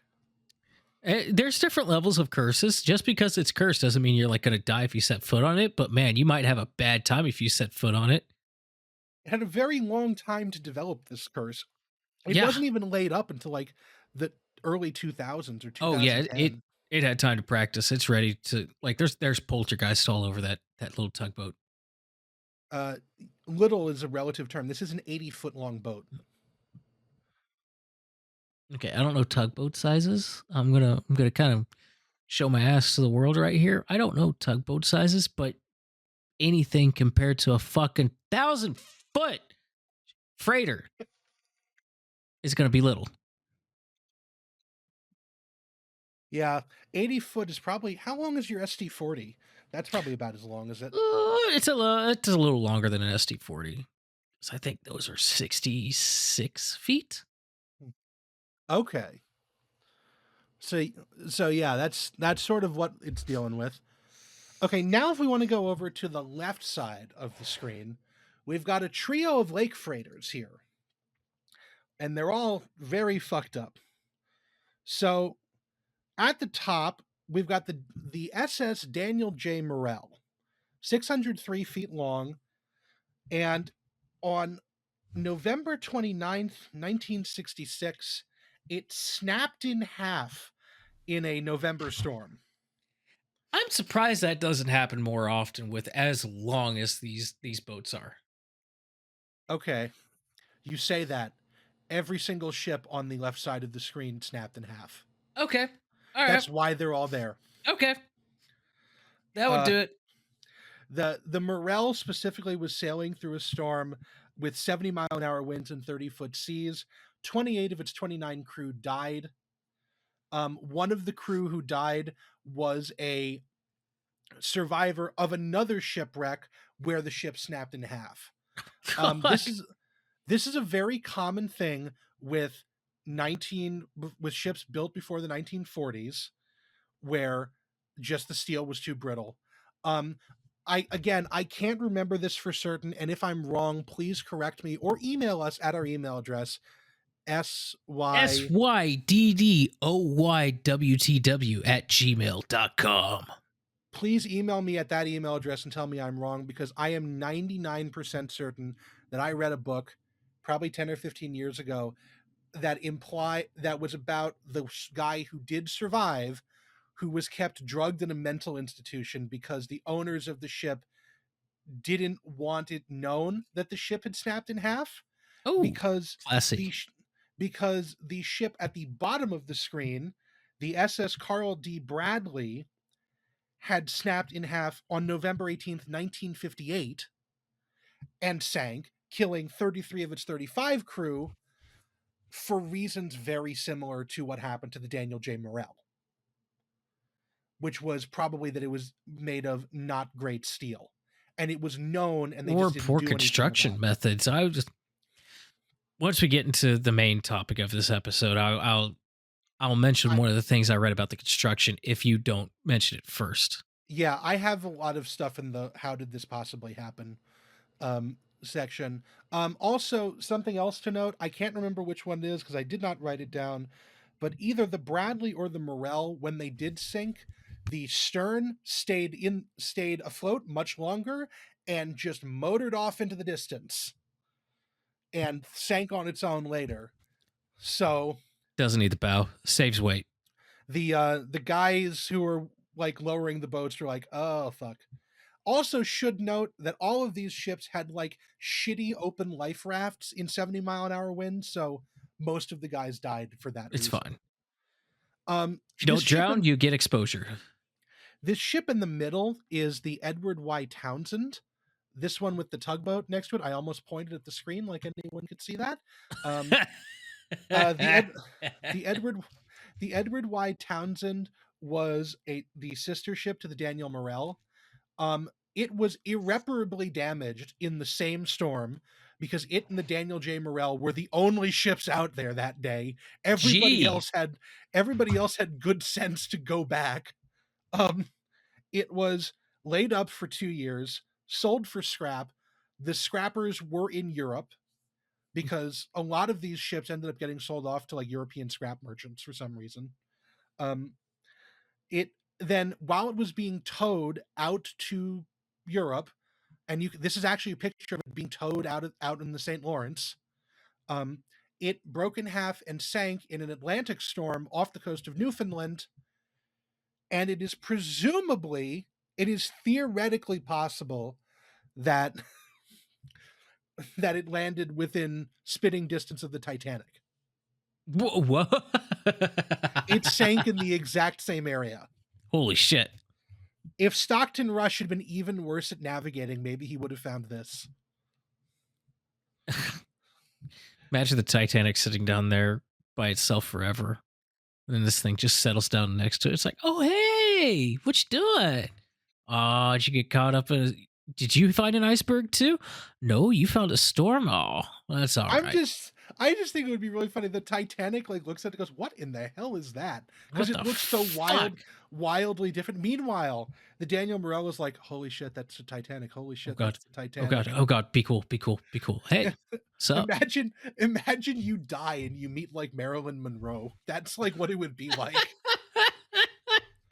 Or Jane Mansfield, someone who died terribly, and you're like, oh shit, I really fucked it now, didn't I?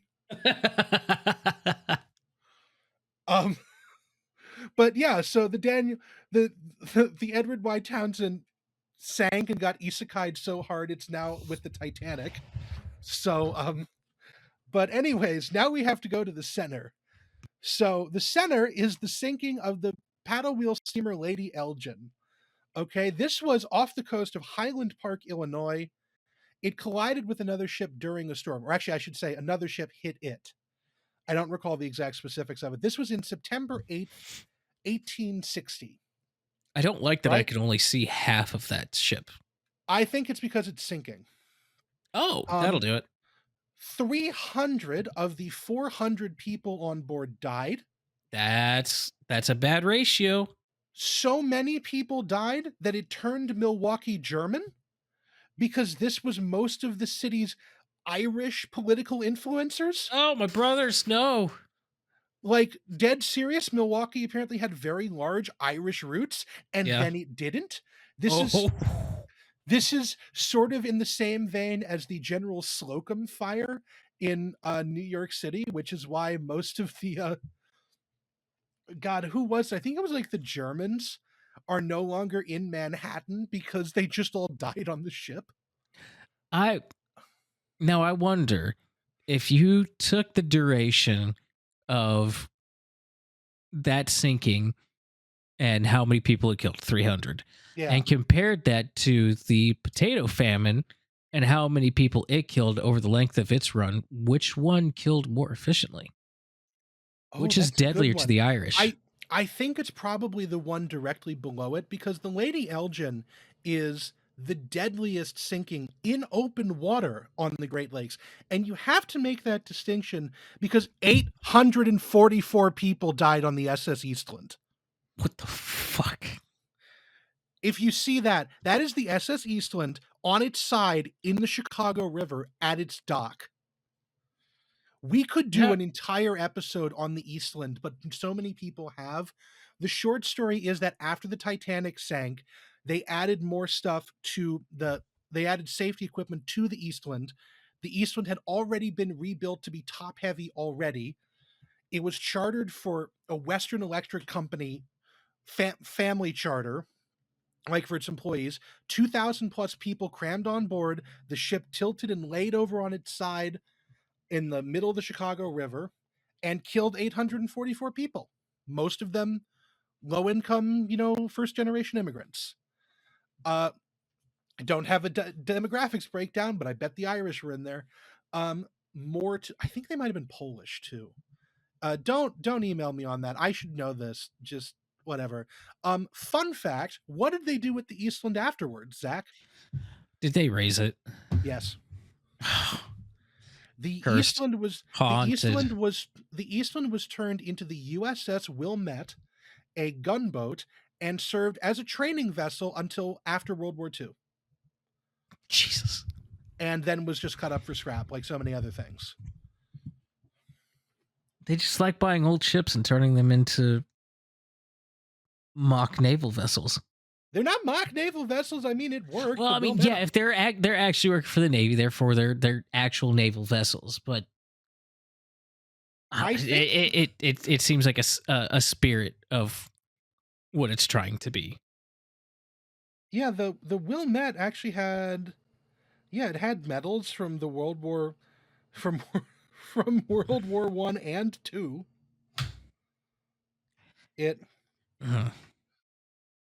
What else did it do? It did something else too. Oh, it sank a U-boat.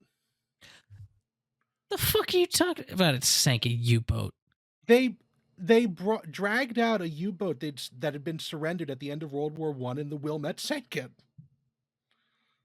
That doesn't fucking count. There's a U-boat wreck off the coast of Chicago that says what otherwise. The fuck? What are you all doing up there? How did you get a U-boat?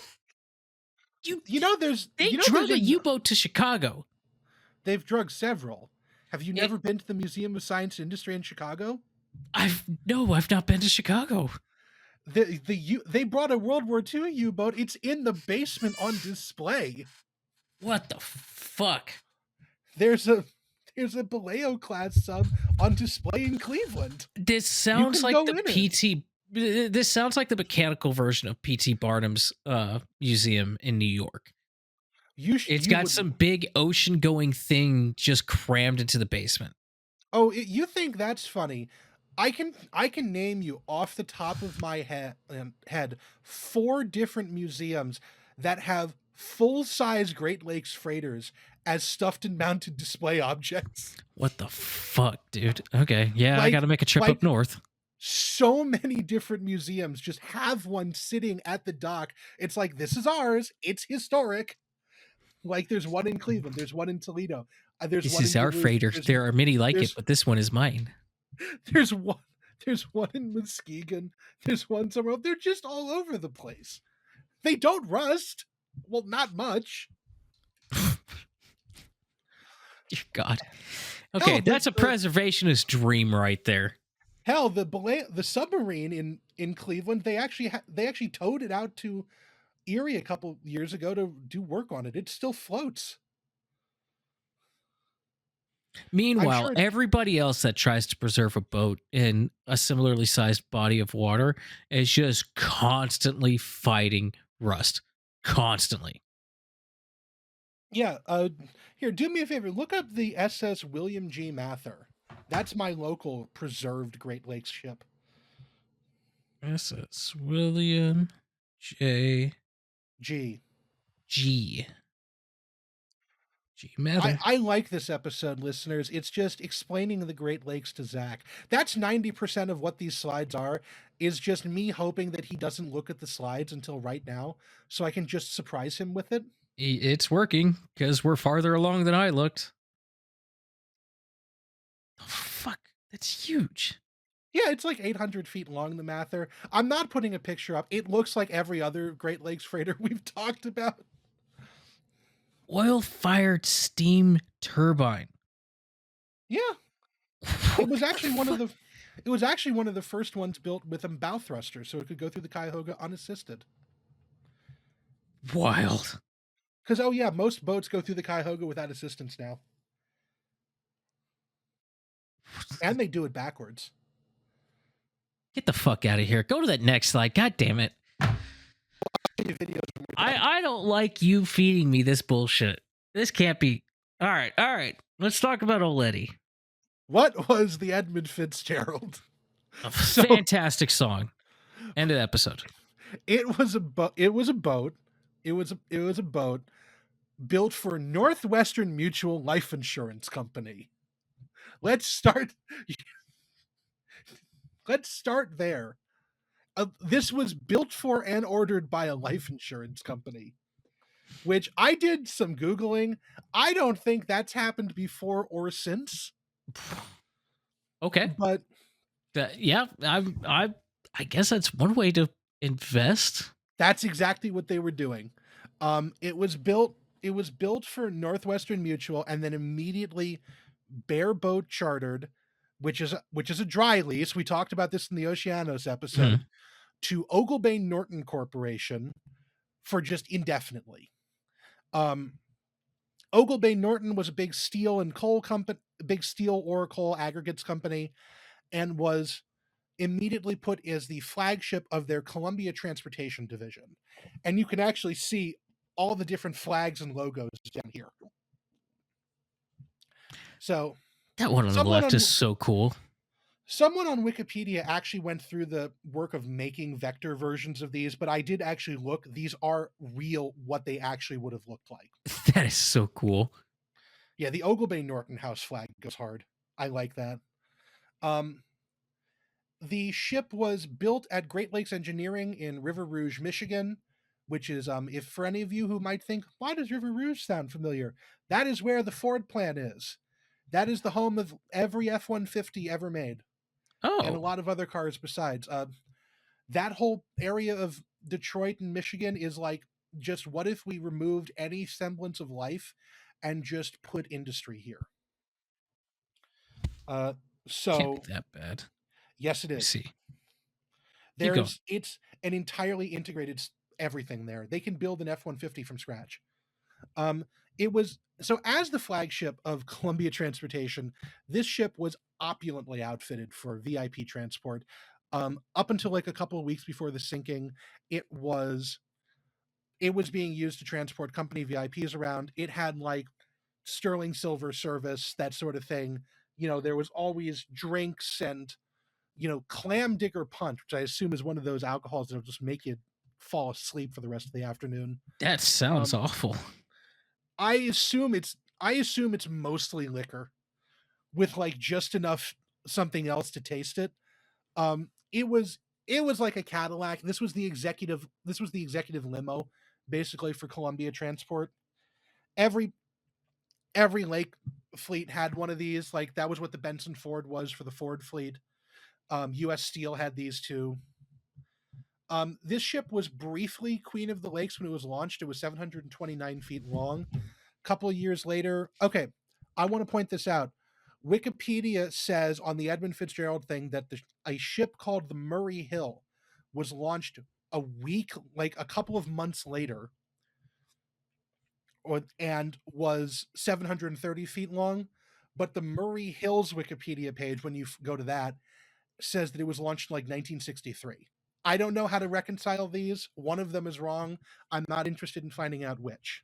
Boat autist, do your thing. Yes. The ship was coal-fired until 1971 when it was converted during the layup period. That's another thing that like nobody else gets to do with boats except on the Great Lakes, which is that just in the winter, like the lake freezes solid for a couple of months and you can just do whatever you need to do. Yeah, because you can't do anything else. That's Yeah. pretty nice. Oh yeah, no, it's great. It's sort of why these things don't ever look like absolute garbage, because they like repaint them and everything during the winter and do other stuff. Commonly these things are jumboized too, but that's more of a one-off thing. So this ship had a regular sailing route between Superior, Wisconsin and Toledo, Ohio. It got the nickname the Toledo Express for that, among other things. But it did a lot of different routes between like the Iron Range in Minnesota and Wisconsin and the Upper Peninsula of Michigan to the steel mills in Detroit, Toledo, Gary, Cleveland, other places like that, depending on like where it would have gone. It went all the way up into Lake Erie a bunch of times, like up towards like Ashtabula and Buffalo. It really just sort of depended on when and what it was doing. So anywhere it could fit, it could probably go up to Lake Ontario. This was one of the first ships that was built to near Seaway Max size, but I don't know, and I'm not really interested in looking to see like what it did every week of its life. Fair. The ship regularly set records for tonnage. Its record load was 30,360 tons of taconite, which is a lot. That's a lot. That is a lot. That's like a couple of ore trains worth. Yeah, pretty close. Average voyage was about 5 days one way. You know, you load up at the docks up in Superior, you sail down, you go through the Sioux, and then you end up at wherever the fuck you are, Toledo usually. One thing I didn't mention, I forgot to mention it while we were talking about the Sioux locks. The Sioux locks, back before we had radios and everything, usually a boat failing to transit the locks was the first sign that it was missing, because every ship has to go through there. Yeah. So not making this overdue at the Sioux was a real good way to say that someone was a real good way to know if someone was dead or dying. And then this ship, the Edmund Fitzgerald, was uniquely popular among boat watchers because it was the flagship of the Columbia Transportation Line. It held a lot of records because it also held like seasonal records and stuff like that. It was also just still an absolutely gargantuan boat. We didn't see the 1,000-footers for another decade after it was converted to oil firing. And also specifically because of its captain. Captain Peter Pulser was the guy in charge of Columbia's flagship, and he was known as the DJ captain, which meant that he would sail through like the Welland Canal and the Sioux Locks and everything and up into the port in Duluth, just blaring music out of the ship's PA system. Fuck yeah. And other times he would be standing on like the bridge wings with a megaphone, sort of narrating what was going on as the ship went through. So everybody, I gotta look at something. Everybody loved the Fitz. It was a very popular ship. And so this means that in theory, you could be standing near the banks, and just all of a sudden you hear Bonnie M's Rasputin, like getting louder and louder as the Edmund Fitzgerald comes closer and closer to you. When did Rasputin come out? Because I can 1978. No. Because we don't get beyond 1975. Oh, I'm a dumbass. I've got that date wrong. Rasputin could have June 7, 1958 is not 1978. I'm a dipshit. You could totally hear Elvis right. or I was about to say Electric Light Orchestra or something. What? But Mr. Blue Sky? What year did Mr. Blue Sky come out? I don't know. Come on. Nope, too late. Also, you've got to have it be before 1971 because that is when Captain Pulsar retired. Can't even hear ABBA off of it. They didn't get together till 72.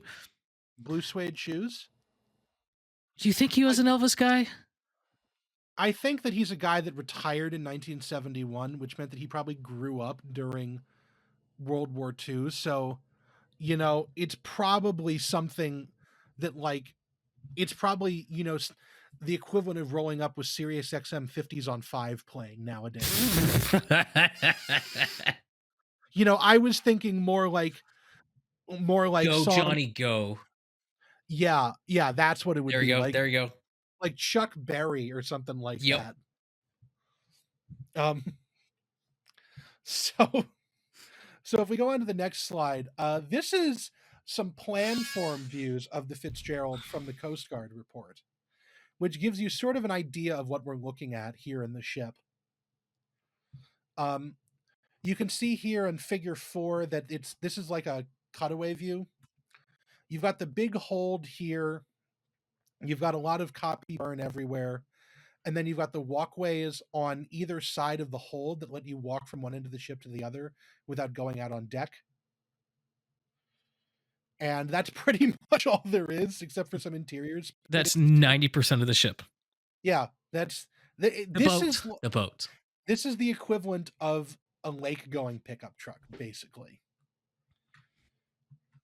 And, you know, you can sort of see here, there's not a lot of bulkheads in between the holds. There's just some wire mesh ones to sort of separate things and prevent, like, you know, very basic free surface effect.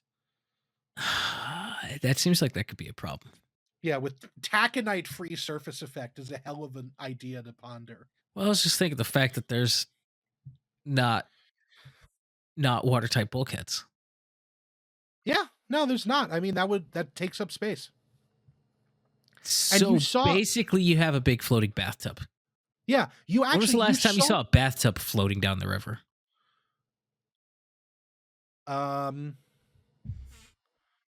I don't know. I was not for long. Whenever it happened, because as soon as that gets water in it, it's just going to keep pouring water in.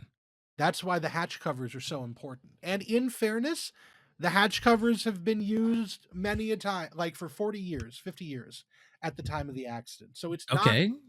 Tried and true. The hatch covers are actually not part of the issue here. Well, they are, but not to the degree. That's still how they operate nowadays.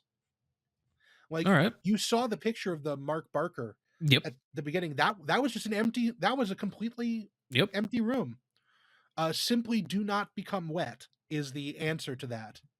I'm sure that's easy to do on a fuck off massive lake that gets 30 and 40 foot high waves on a regular basis. Totally easy.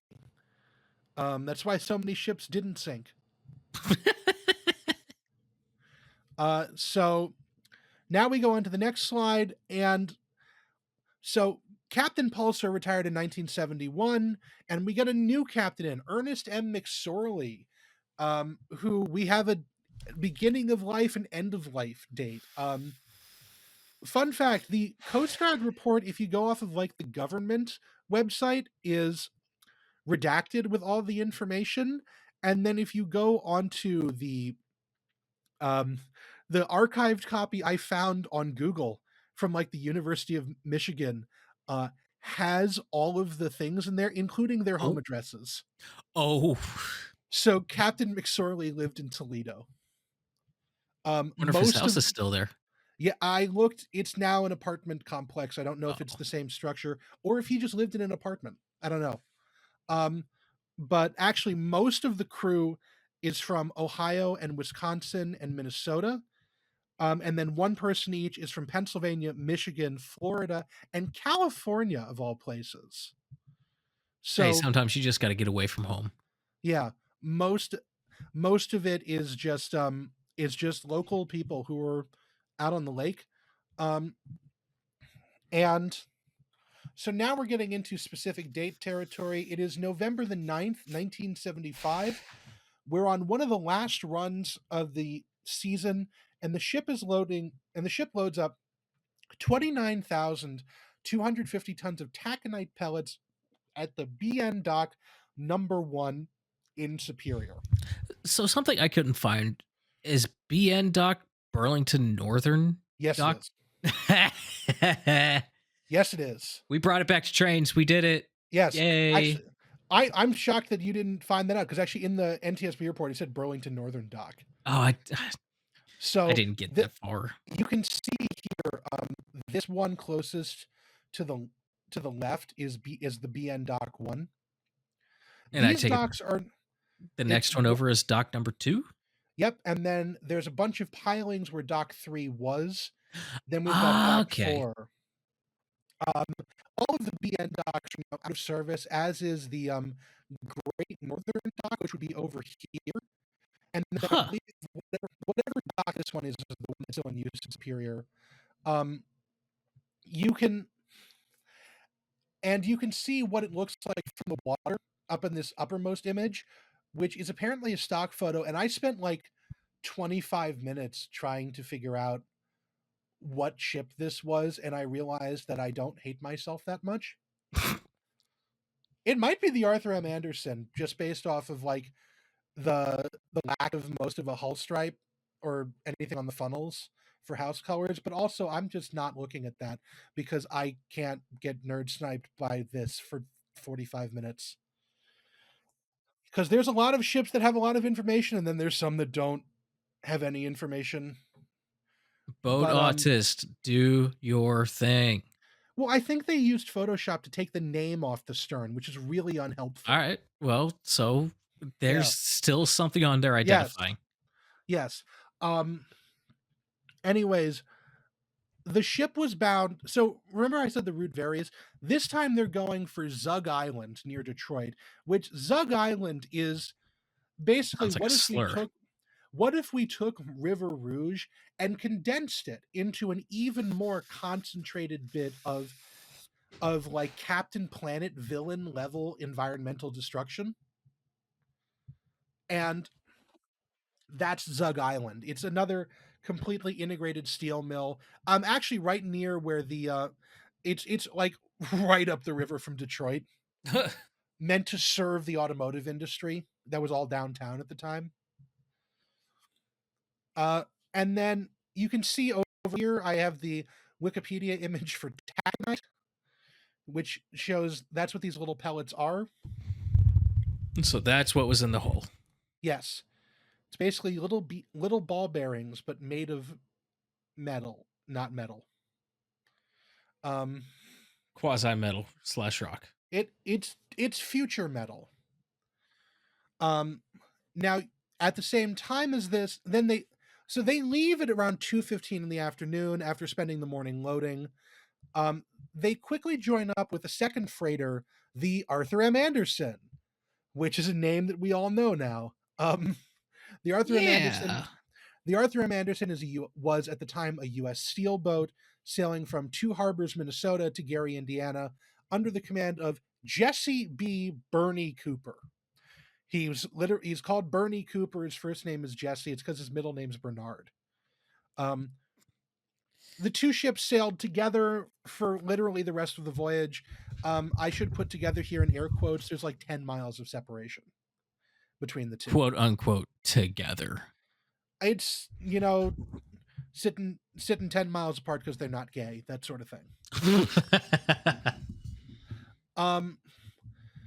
So they sailed off and at that point in time, the National Weather Service had been predicting that a storm would be to the south of Lake Superior by morning on the 10th.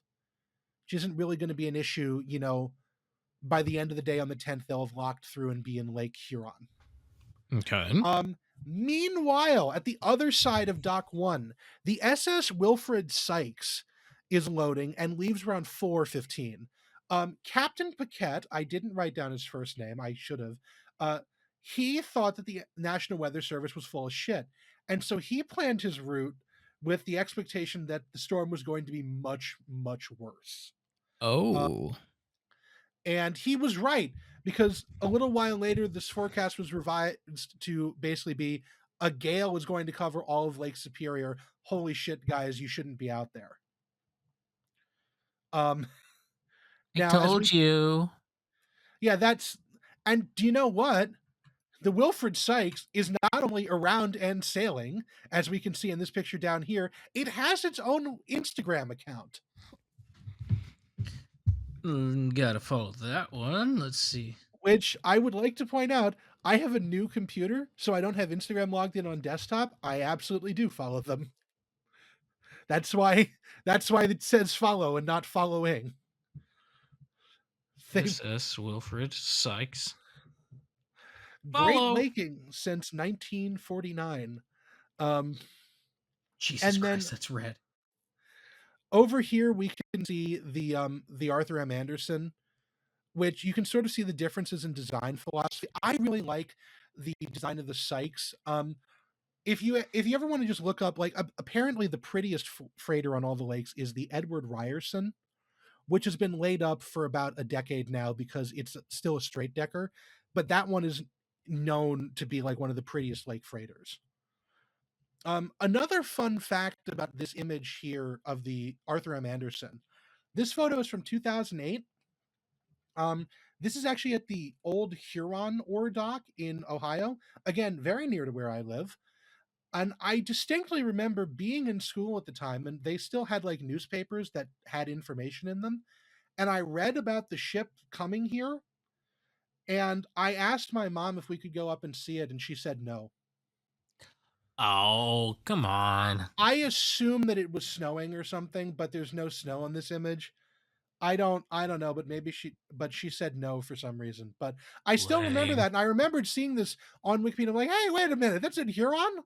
I wanted to see that. So Aw. I mean, I could just find out where it is and just go there. I mean, it's not difficult. The ore dock at Huron is basically gone now. They don't ship anything into and out of there, but it's really funny. The old tracks that go through where I live have been ripped up and turned into a walking trail, and somehow, despite being like a walking trail for 2 or 3 years now and being abandoned for like almost 30, there's still fucking taconite pellets on the ground. Like, they paved the walking trail and there's still pellets. But shit gets weird during derailments. All right. I think the cars just leaked. I mean, that too, but also something derailed, that's gonna scatter. Yeah. But so if we go on to the next slide, now I can't fucking believe this template actually has presentation name baked into it. What? Oh, you couldn't get rid of that? No, it's not a text thing. I thought I got. Oh, okay. So now we have to talk about the storm. So this started the day before over Oklahoma on November 8th. It moved northeast across the plains and rapidly intensified as it crossed Iowa and Kansas, mostly Iowa. It was likely what's known as a panhandle hook storm, which is a really uncommon type of like rapidly intensifying storm that just fucks your shit up. It reached the Great Lakes on the 10th in the morning, would top out with gusts over 80 miles an hour, waves up to 35 feet. The storm the center would pass directly over the Fitzgerald and the Anderson. And winds rapidly changed direction from northeast to south and then northwest. That's pretty drastic. And Everybody realized that this was like the fucking worst storm they've ever been in. Like, Captain Paquette of the Sykes was absolutely so, like, he said this was a monster storm. Like, this is one of the worst I've ever been in. Captain McSorley started slowing down, which for him, he drove the Edmund Fitzgerald with a lead foot. That thing never slowed down for anything. For him to slow down was fairly stunning, as was noted by Captain Paquette of the Sykes. Captain Cooper of the Anderson was much of the same opinion. This is fucking god awful weather. This is like there's a lot of different depictions of what the storm was like. This artist interpretation here in the upper corner is one that I feel depicts what it would feel like emotionally, if not reality, of just like this is bad. This is one of these things where it's like, oh, it's not that bad. It is that bad. There's nothing about this that looks like it was easy to deal with. No, this is one of those things where you think you know what's going to happen, and then all of a sudden it just rapidly gets worse. It got so bad that the Sioux locks were closed, I believe, because water was going over the top of the barriers. Which basically means that you can't escape this storm either. You're trapped in the lake with it. So everybody has to make a run for Whitefish Bay. Which, as we know, graveyard of the Great Lakes. And later analysis of the wind and the barometric pressure basically implies that this is a Cat 1 or 2 hurricane. Like if it had been rotating, that's what it would have been. Oh my god, that's strong. This is sort of for a comparable accident. This is almost like what happened to the El Faro in terms of like the storm just sort of just got worse. And if we look on the weather map, you can see like this smallest circle is like 984 millibar. And then I'm just looking at like all the other hand-drawn annotations here that are like, I don't know if I'm seeing a fairly rapid change in barometric pressure. I'm seeing all those concentric circles. I'm seeing something over here that says 895 and 848 and 916, and I don't know what those are, but that almost implies that like localized weather pressures are like getting down so much that it's like, oh shit, we might die, and we're on dry land. God, that's terrifying. Like, I don't even want to imagine what an 895 barometric pressure looks like. That's just like there's no more house. I mean, if it's just that, that's not terrible, but warm water, cold air, that's no good. Yeah. It's bad. This is like this is like the head of the coven of the November witches in terms of like what they're dealing with. And so now we get into, okay, so I just point out this painting is one that's really common in discussions of the Edmund Fitzgerald. If you type it in, Google's Gemini search engine will pull this one up. This is probably what it looked like, but you can see that like the deck is awash here and the ship is listing. That's probably what was going on for a while. So like 1 o'clock in the morning on the 10th, the Fitz announces they're slowing down, much to the shock of Captain Paquette. He would eventually pull into Thunder Bay, Ontario, and be like, "I'm not even going out in this shit," which is the equivalent of like making it 3 blocks down the road and deciding that you're going to pull over for a minute. So originally the Anderson was in front, but the Fitzgerald sort of pulled ahead of them around 3 o'clock in the morning. And both the Anderson and the Fitzgerald deviated from the normal shipping lanes and hugged the Canadian side of Lake Superior, trying to get as much leeway from the storm as possible. and sort of like it's calmer over there apparently. This is commonly accepted practice. Like if this had been any other storm, the Fitzgerald probably would have been fine. And it should be noted the Arthur M. Anderson survived this. Around 1 p.m., the Fitzgerald was 11 miles northwest of Michipicoten Island, traveling at around 16 miles an hour. So this is Michipicoten. Hope All I'm right. pronouncing that correctly. By 1:50 p.m., the Anderson was reporting winds of 58 miles an hour. At That's 2:45, bad. at 2:45, it started snowing, and visual contact with the Fitzgerald was lost forever. Hurricane. Around 3 o'clock, weather continued to around the 3 o'clock hour, weather continued to intensify. I read multiple different reports of like the Fitzgerald is passing Caribou Island, so somewhere around 4 to 4:30 is when it went by, but which Caribou Island is right here. More importantly, at 3:30, Captain McSorley calls the Anderson and reports that the ship is taking on water, has lost several vent covers, is listing, and has lost a fence rail. Which the fence rail is, he was not concerned by any of this, or he didn't give any outward sign of it, but the fence rail is the really concerning part. So on lake freighters, there's a rail there's like fence railings, so you don't just like fall off the side of the boat, right? Sure. That is not like individual pieces of fence rail. That is attached to the forward superstructure and strung to the aft superstructure. So it is not like, it is under tension. So to have lost a fence rail means that That's a lot of force.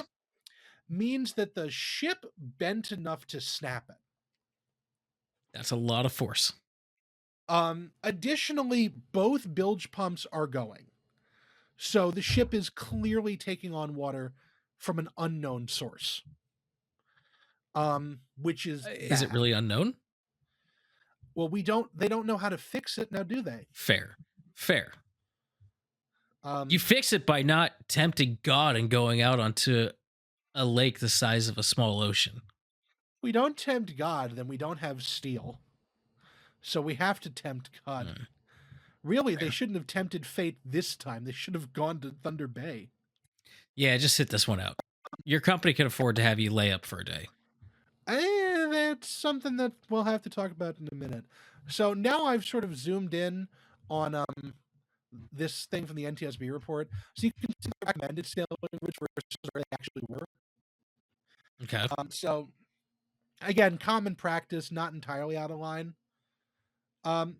Sometime around 4, and there's another painting that shows sort of like, I don't know if this splits a difference. I think this might be like later on in the night, sort of the shit they're dealing with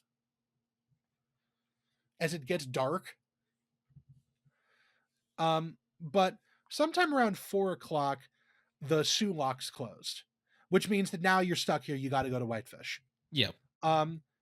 10 minutes later, presumably someone on board has said, well, it can't get any worse than this. Both of the radar systems go out.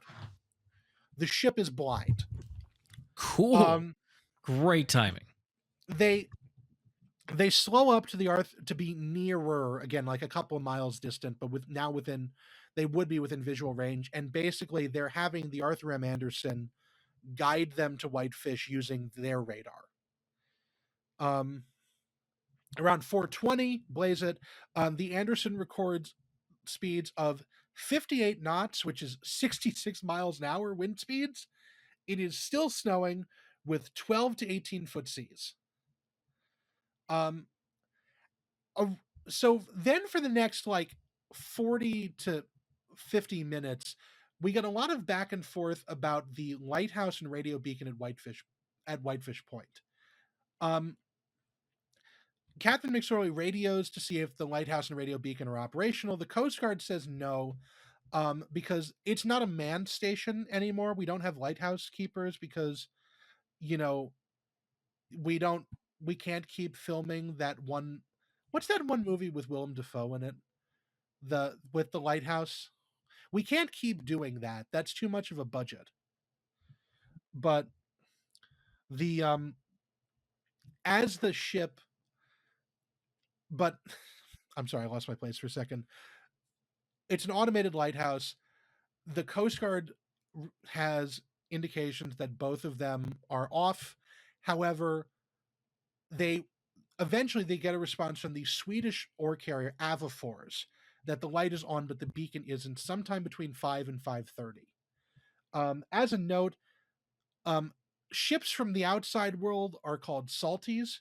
So if that you ever read about this that comes up, that is what a salty is an outside ship. We have to point and designate the outsiders as opposed to the Lakers. During this conversation with the Avafors, Captain McSorley is heard to say, "Don't allow nobody on deck," and also something about a vent that the crew of the Avafors, presumably being godless Swedes and not god-defying lake men, have no idea what it means. Also, the Captain McSorley relays to the Avafors he has a bad list. He's lost both radars. He's taking heavy seas over the deck. And this is one of the worst storms he's ever been in. Which, need to point that out. Literally everybody involved in this story has never seen a storm like this. This is the once in a lifetime sort of black swan event for these guys. Nothing has been this bad up to this point in their careers, which is why they're out here right now. I have no doubt that if everybody was as skeptical as Captain Paquette had been, they would be in Whitefish Bay and we wouldn't be talking about this. At this point, and the Fitz is presumably doing bad. Around 6-ish, the Anderson was encountering 25-foot waves, and then around 6:30, it was hit by a pair of 35-footers, with a third that missed it, and all three of them continued on in the direction of the Fitzgerald. Conversation between these two ships was in a lull for most of the 6 p.m. hour, aside from basic navigational stuff. At 7:10, the Anderson advised that they were the Fitzgerald about upcoming traffic near Whitefish, asked for the ship's status, and Captain McSorley says his infamous line, "We are holding our own." This is the last conversation anyone has with the Edmund Fitzgerald. 10 minutes later, they lose radar contact with it. So, at some point between 7:10 and 7:20, the ship sinks. And that's it. That's curtains for the Fitzgerald. There's after this, there was and what's even worse is that literally 10 minutes after that, around 7:30, the snow stopped, visibility improved. The Anderson was able to see the lights of Whitefish Bay and the other ships there. They did not see the Fitzgerald. They radioed the Coast Guard. It took some radioing to get the Coast Guard to actually do anything about it. And so really the first ship to go out and searching for it was the Arthur M. Anderson, which everybody makes out to be this incredible act of big ballsiness or whatever. But actually, Captain Cooper was not really game for this. It was more so that there wasn't anybody else. A couple of other ships tried and couldn't actually make it out of Whitefish Bay just because of the severity of the storms. The Coast Guard didn't have anyone to send out at that exact moment because, Lake Superior is so desolate in a lot of places. They just didn't have anybody to send. The Canadian Coast Guard mustered up a buoy tender called the Woodrush, which was going out. But the Anderson was the biggest ship to go out for this. And so he eventually nutted up and sailed out, but he really didn't want to. He really didn't want to. The storm had not died down enough for him to be comfortable. He went out and he looked, and they found a debris field and no survivors. It's assumed that nobody escaped the Fitzgerald. Like, we'll talk about this more when we talk about like the wreck and everything, but it's assumed that whatever happened was sudden enough that anybody on the ship was basically killed instantly. Or not killed instantly, but like they were unable to get free of the ship before it sank. But, you know, maybe one poor fuck did or something. And, he effectively was left to die of hypothermia in Lake Superior because Coast Guard didn't have anybody to send out. They had to rely on, an equally terrified guy in a giant lake freighter almost identical to the one that sank just like 10 minutes ago. So it's a whole fucking thing. But anyways, now we must ask ourselves several questions. The first of which is, Zach, are you still there? I am. I did the dumb thing and hit the mute button on my mic because I was leaning back and forth in my chair a couple of times and it's loud, and then forgot to hit the button. I gave you like 3 responses in there. Oh no. Do you have any comments you'd like to make? Sending out a similarly structured ship to go look for the one that just broke up in the same storm is dumb as fuck. They really didn't have anyone else to send, I guess. Then maybe just don't send anybody. It's an awful thing to do, but do you? I guess they actually a whole other crew for one. One of the recommendations and one of the things enacted after this was improving the Coast Guard response times in Lake Superior. Yeah. So let's see if that goes down again, or if that response time goes up again. Well, hopefully we'll never have to find out, because something I would like to say just now is the Fitzgerald is famous for a lot of other reasons. It also is the last shipwreck of a major cargo vessel on the lakes. I hope it stays that way. So what happened? And I'm also which is also, that's what happened to the ship and also what happened to this podcast. Because I was asking myself this when I was making this, because we're not remotely done yet. We're not anywhere near close to done yet. Let's try to power through this. I am getting so fucking tired. Oh boy, I'm sorry. So number one, we have a bunch of different solutions, bunch of different theories. Let me say that, because nobody actually knows what happened. We can guess, but nobody's ever figured it out. No cameras, no black box, no voice recorders, nothing. There are 29 dudes who know, and they're all dead. Unless Zach wants to whip out the Ouija board and his clipboard, we can't find out. It's out in the garage in my car. I'm not going to go get that. Then we will never find out. Sorry. So the biggest and most obvious thing is the hatch covers. The Coast Guard and NTSB reports both blame the ship's hatch covers, but they do so for different reasons. So the Coast Guard was particularly put out by the fact that a lot of the ships had the clamps that dog down the hatches on the ship did not appear to be put on, or at least were not damaged enough. And so that they claimed that they were ineffectively shut, which caused gradual flooding, and eventually the ship sank. The NTSB claims that basically heavy seas got to the point where one of the hatch covers caved in, and the ship just sank immediately because of that. For the record, several of the hatch covers on the wreck are stove in and caved in. We don't know if that occurred before or after the ship sank.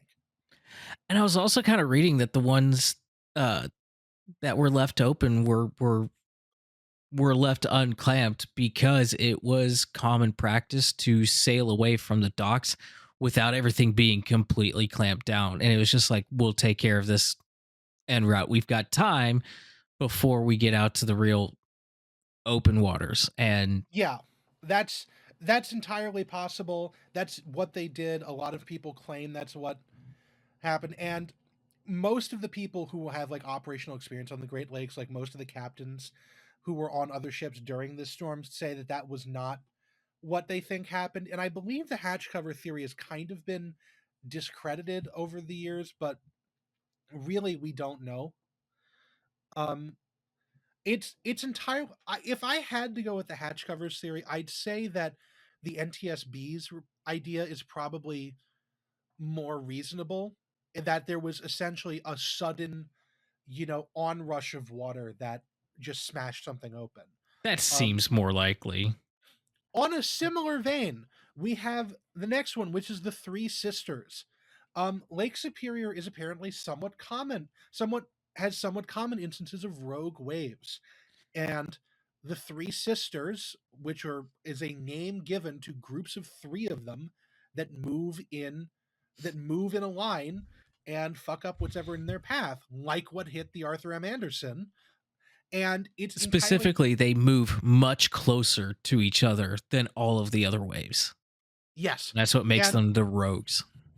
essentially what would have happened in this instance is the first wave hits the Fitzgerald. These would have been enormous. These would have been like 35 footers or 40 footers.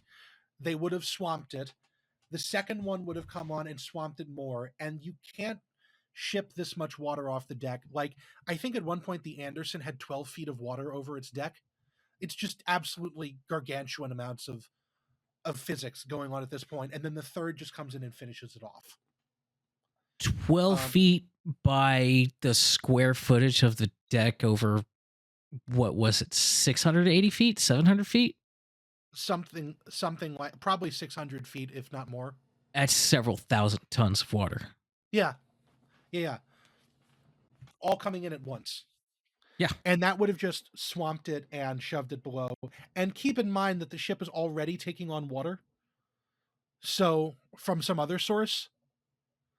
So, we don't know. A lot of these theories are going to like relate to other ones. So, like, there's probably like a Swiss cheese model where half of these came into play all at once. If we ever, do somehow find out. The next theory is that it just did that, which is, I I made it sound like a joke, but as we've seen with ships like the Daniel J. Morrell and the Carl D. Bradley, ships just did occasionally break in half, and this storm would have been the one to do it. And the Fitzgerald's welded construction did not do it favors for this because, and we'll get into it more in 2 slides. Will, because this is the theory that fascinated me the most. Well, I mention it more in 2 slides, but the ship's welded construction, it apparently the flexing of the ship, the amount of flexing of the ship really didn't help with the welding, and so it started to snap welds. I looked ahead a little bit. I see what you're going for. I'll hold it till then. Yeah. And then the one that a lot of the people with operational experience on the lake seemed to think happened was it struck bottom or it shoaled itself. So there's a couple of like really big shoals in Lake Superior. One of them is the Superior Shoal. That one's fairly well marked. But there's also a possibility that there was an unmarked shoal off of Caribou Island that the ship could have hit itself on. Now, this theory does not get a lot of traction from the experts because they've looked at the wreckage of the ship and there doesn't seem to be like obvious scrape marks, but like what you might see on the Titanic. But the theory that a lot of these guys have is that basically the ship passed over it and then the waves dropped it directly onto the shoal, and then lifted it up again, which would have A, hold the ship, but B, would have explained why the fence rail snapped, because when a ship bends, when you hold the ship by the middle, and then it, like the bow and the stern bend away from it, that's called hogging. And that would have given sufficient force to snap the fence rail, because the bow and the stern would have bent away and put more tension on that line. I think that's possible, because I mean, if you're having a hard time picturing this, you got to imagine that I the actually have ship a is video of designed to that. be supported by its entire length in the water. Yeah. So if you We actually have- concentrate all of that lift into the middle, the ends aren't designed to hold themselves up. Yeah. There's actually a video of of this theory in a couple of slides. Then if we go to the next slide, then we have some contributory factors. So, first of all, watertight bulkheads. As I have said now multiple times, lake freighters don't have them really in the cargo holds. You know, if they got hold in the hold, or if they lost a hatch cover, or if they started leaking through a broken weld, that shit ain't going nowhere. It's just filling up. It's just going to start filling, and then you'll sink. On a similar method, the Fitzgerald was not required to have a lot of important equipment, like a fathometer, which shows how deep the water is below it. They could have absolutely known they were heading towards a shoal. They also had no system in place to measure if the holds were leaking. Oh. So they just wouldn't be able, like, you would have had to go out and like pop open a hatch cover or like a man cover for one of the hatches and go down and look. And furthermore, they didn't have a draft monitor to see if they were getting any lower in the water. At that point, they still had to use knotted strings. So so they had no way to know if they were taking on water. 1975? You said this wreck was? Yes. Okay. In the hold, they didn't. That sounds like a company being cheap. They weren't required to have one, so they didn't put it in, and that is how it's always gone. That is why we have regulations. Yes. Similarly, weather forecasting. The NWS didn't get the forecast right until well after the Fitzgerald had sailed. Had things been more timely and correct, had forecasting been more advanced, the Fitzgerald and the Anderson may have sailed with the Sykes instead, pulled off into Thunder Bay, or at least been more prepared for what they were going to do. Maybe they would have just like floored it and tried to get to Whitefish earlier, because the song goes, if they'd put 10 more miles behind, they'd have made Whitefish Bay. If they'd put 10 more miles behind them, they really would have. It was 15. a matter of 15 more miles behind them. They were within like an hour or two of Whitefish Bay. Oof. When this happened. Obviously a lot of stuff happened before then, but if maybe they'd made like just a mad dash, they would have gotten there. And then finally we have inaccurate charts, which I thought about summarizing this, but I can't. I'm just going to copy from Wikipedia because I didn't know this until I was reading this. Basically the Coast Guard's Maritime Board examined the relevant navigational charts, and the Canadian chart for six fathom shoal, which is I think near Superior Shoal, was based on surveys from 1916 and 1919. And the 1973 U.S. Lake Survey included the notations, Canadian areas. For data concerning Canadian areas, Canadian authorities have been consulted. So cool. Nobody's looked since 1919. That's a fancy way to say we didn't look. We didn't look. We looked once. And then they did a survey in 1976, and they revealed the shoal 1 mile further east than shown on the Canadian charts. And it absolutely could. The survey charts that the Edmund Fitzgerald had absolutely were not detailed enough to indicate that this shoal was a hazard to navigation. So they absolutely could have nailed themselves on that. And then if we go on to the next slide, we've got some more causes. There's so many. Complacency. So as I've said, storms aren't new on the lake. Everyone thought this was a normal storm until it very, very, very abruptly wasn't. Captain McSorley was well known for just, when in doubt, power out sort of mastering style. the ship just because I mean it was doing 16 miles an hour in calm seas or in rough seas, so it wasn't an entirely out of place idea, but he probably wouldn't have been as concerned and mean as Captain Paquette was, because Captain Paquette clearly had an organizational structure at whichever line owned the Sykes, that allowed him to do that, as opposed to what there's a lot of rumors about, like Columbia Transportation and some of the U.S. Steel fleets, which is that maybe they pushed the crews to go Yeah. even more. Which, oh, by the way, shit, something else I forgot to mention when we were talking about the Arthur M. Anderson.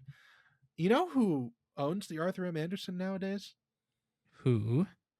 So the Arthur M. Anderson was a U.S. Steel boat, and U.S. Steel created a subsidiary to handle all its transportation divisions in the 1980s. They called it Transtar, Why and do I know that?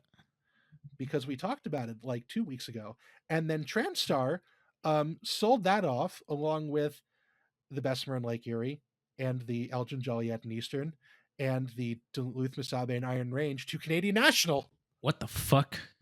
So that is a Canadian National ship. It's like it's technically chartered to an American company so they can get around cabotage laws, but it's a Canadian national ship. Okay. All right. They fucking can't. Fucking CN owns goddamn everything. Corporate law is weird. But anyways, I'm sorry. That was I should have mentioned it like 5 slides ago. But anyways, another cause this was CN owns everything. That's what it is actually. No, I'm sorry. Another thing is that maintenance on the ship. Captain McSorley was, and this is all like hearsay. This was all named in like the Wikipedia article. It didn't really have as much in the U.S. Coast Guard report. Captain McSorley was apparently not as diligent as Captain Pulser was in maintenance and upkeep on the ship. The Coast Guard may or may not have pencil whipped the last inspection, and a 5-year inspection interval may not be short enough. That might be too long. So that's how, like, you have to get inspected every 5 years. That means a lot of shit can break. Now, getting on to what we've been talking about a lot, former crew members noted that the ship bent in the weather a lot, and this caused cracking in welds quite frequently. Yes, this one fascinated me. Apparently, not only was it welded instead of riveted at the seams, it was also not welded along the length of the seams. It was tack welded, which meant that it was a series of short welds. And we're talking 1/4 inch or less. And welds are much stiffer than steel. They are harder, they are stiffer, they are more brittle than steel, which is why you have to be careful about where you put them and what the quality of the welds are.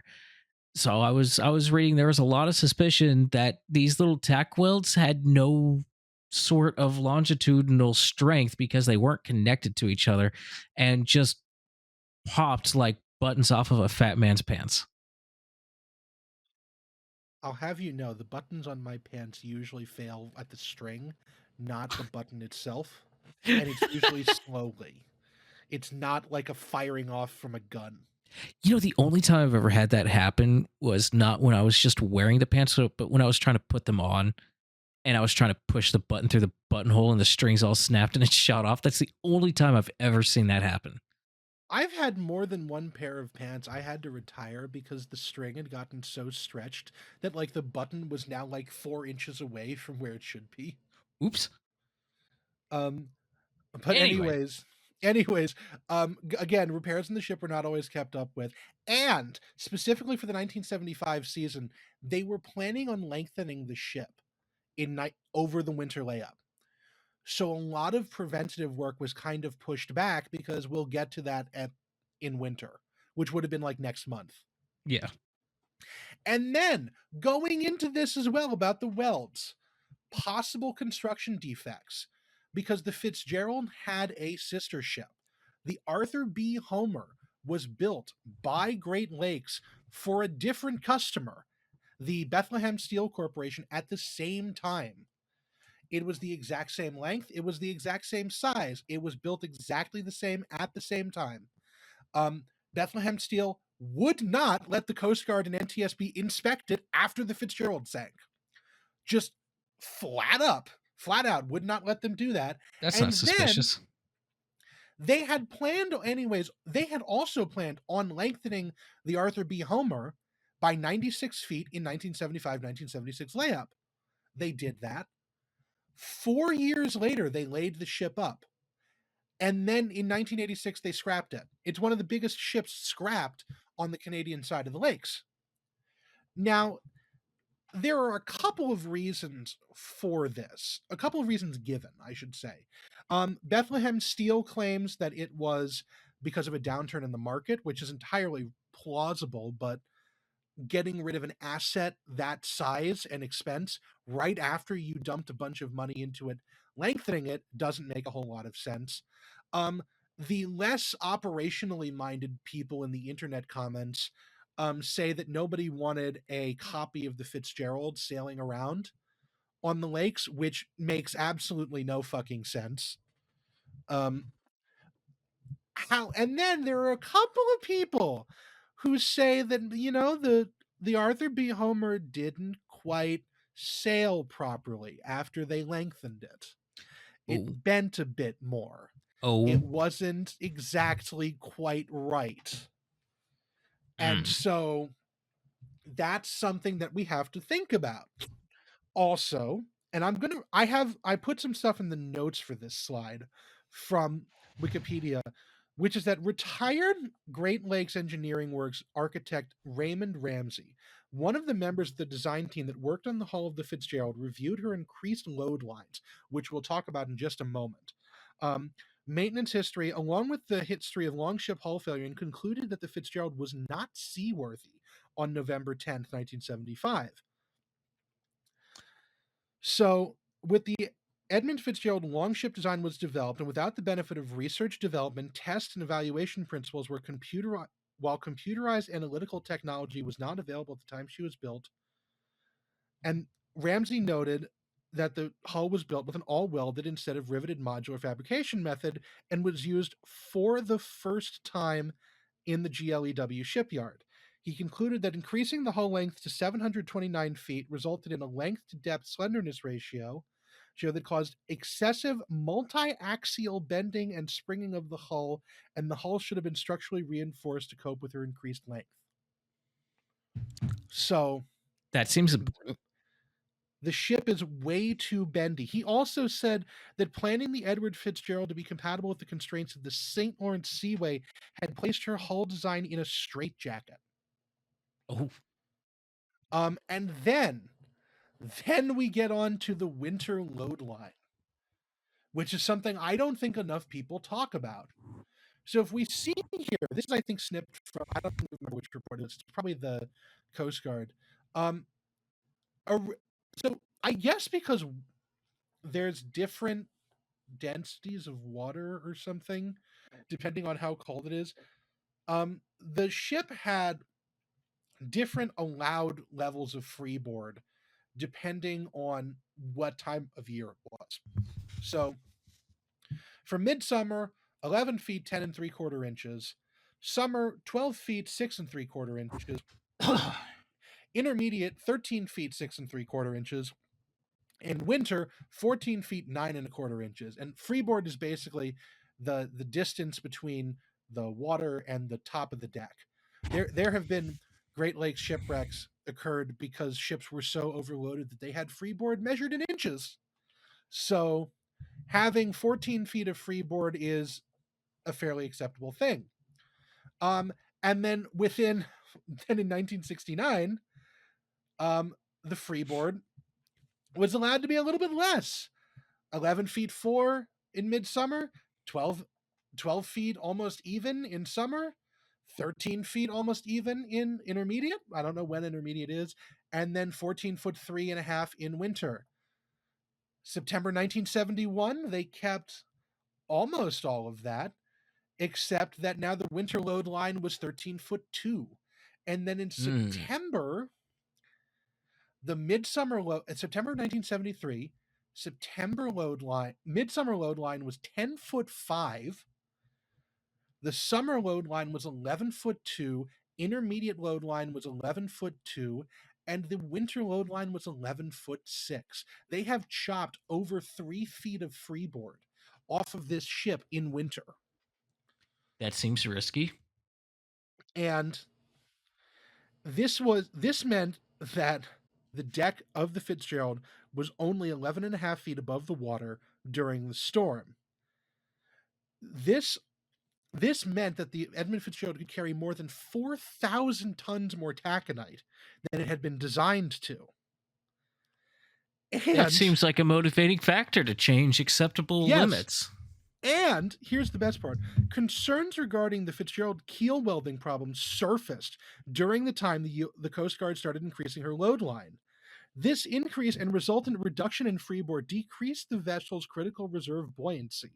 Prior to the load line increases, she was said to be a good riding ship, but afterwards became a sluggish ship with slower response and recovery times.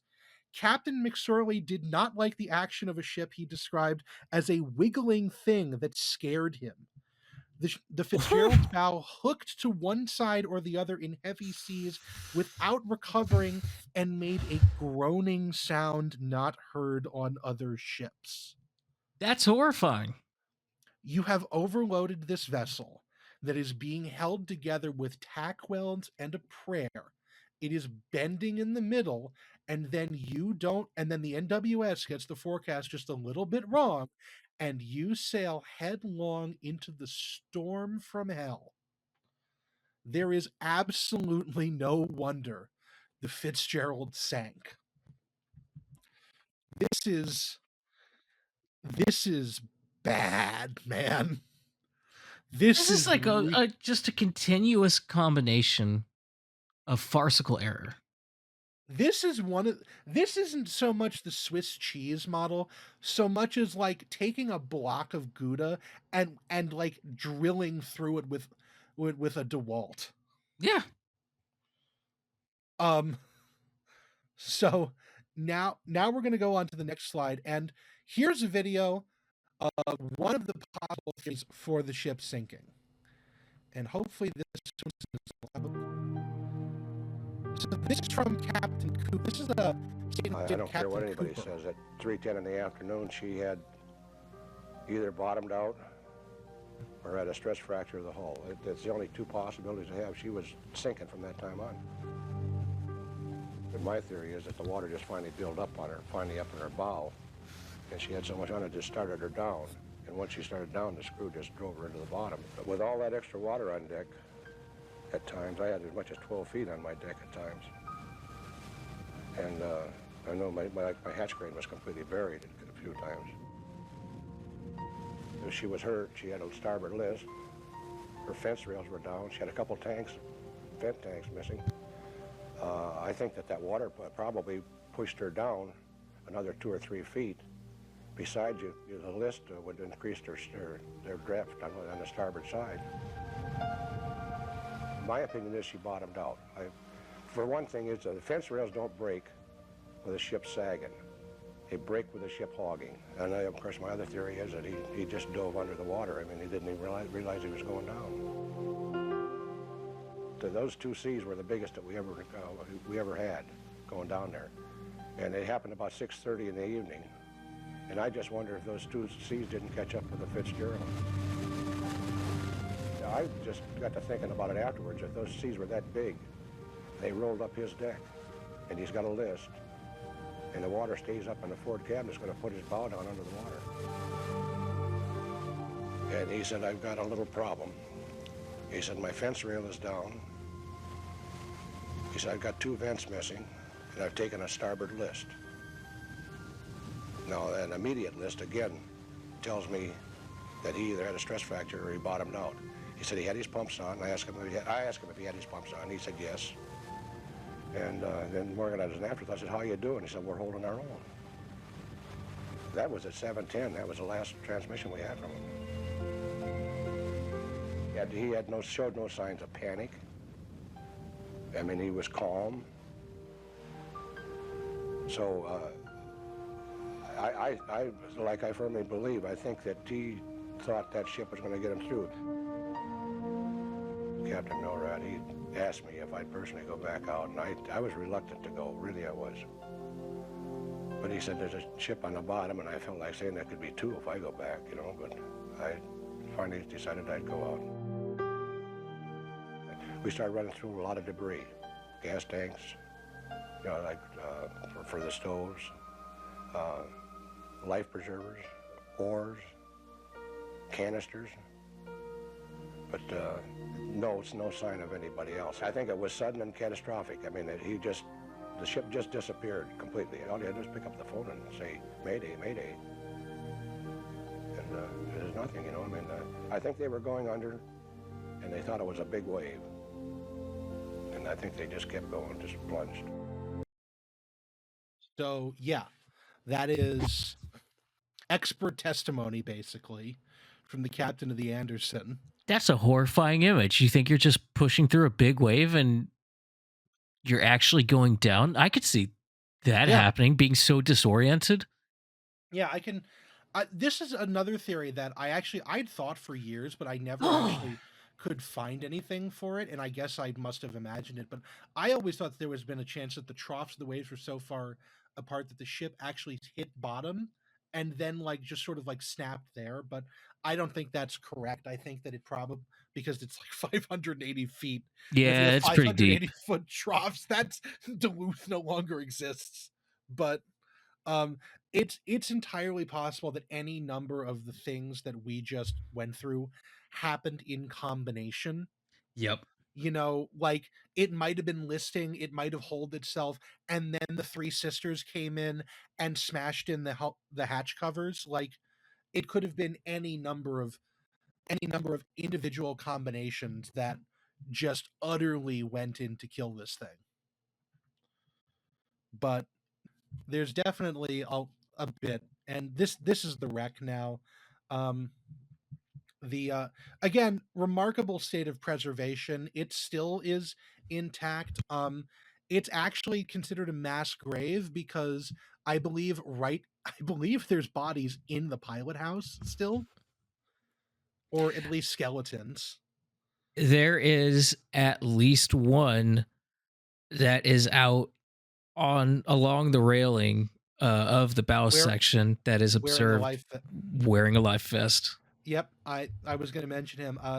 They're not, which gives the idea that maybe they had enough time to think that something was happening, or at least be duly concerned, but not enough time to actually do anything about it. The stern came to rest upside down, and so I'm presumably everybody in there died immediately, but some of the guys in the forward section at least had some indication that something was going wrong. Yeah. The ship's surrounded by taconite pellets still. And then we see here a couple of those ship's lifeboats. I don't know what the name of God happened to that one that cut in half, but it was a violent sinking from all indications. Like just truly catastrophic and sudden. It's an absolute mess down there. There's 170 feet in between the bow and the stern sections. Yeah. And if I remember right, this stern section is actually sitting on a decent pile of taconite pellets. Yeah. And there's piles of it everywhere. It's they found the ship obviously with a magnetic anomaly detector from a P-3 Orion that they had to fly over in but I wonder if they caught the ship or the taconite with it. But I mean either or.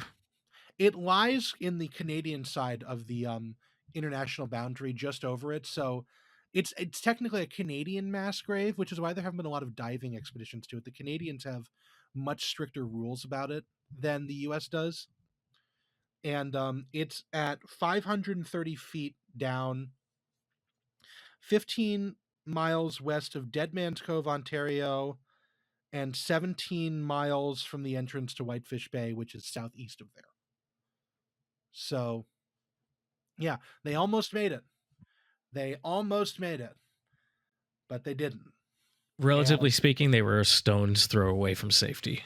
Yep, and the lake, it is said, never gives up their dead. And I don't think they ever found any bodies except on the wreck. Like, nobody washed ashore. No. And so if we go on to the next slide, we have to ask in jaunty font, what did we learn? And honest to God, we learned a lot. Between the Coast Guard had 15 recommendations and the NTSB had 19 recommendations, of which 8 were implemented.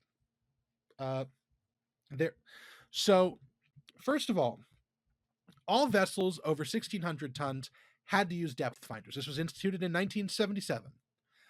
Survival suits are mandatory both in quarters and at places at usual duty stations, because it's fairly possible that some of these guys could have been swept overboard and lived if they'd been in a cold weather survival suit.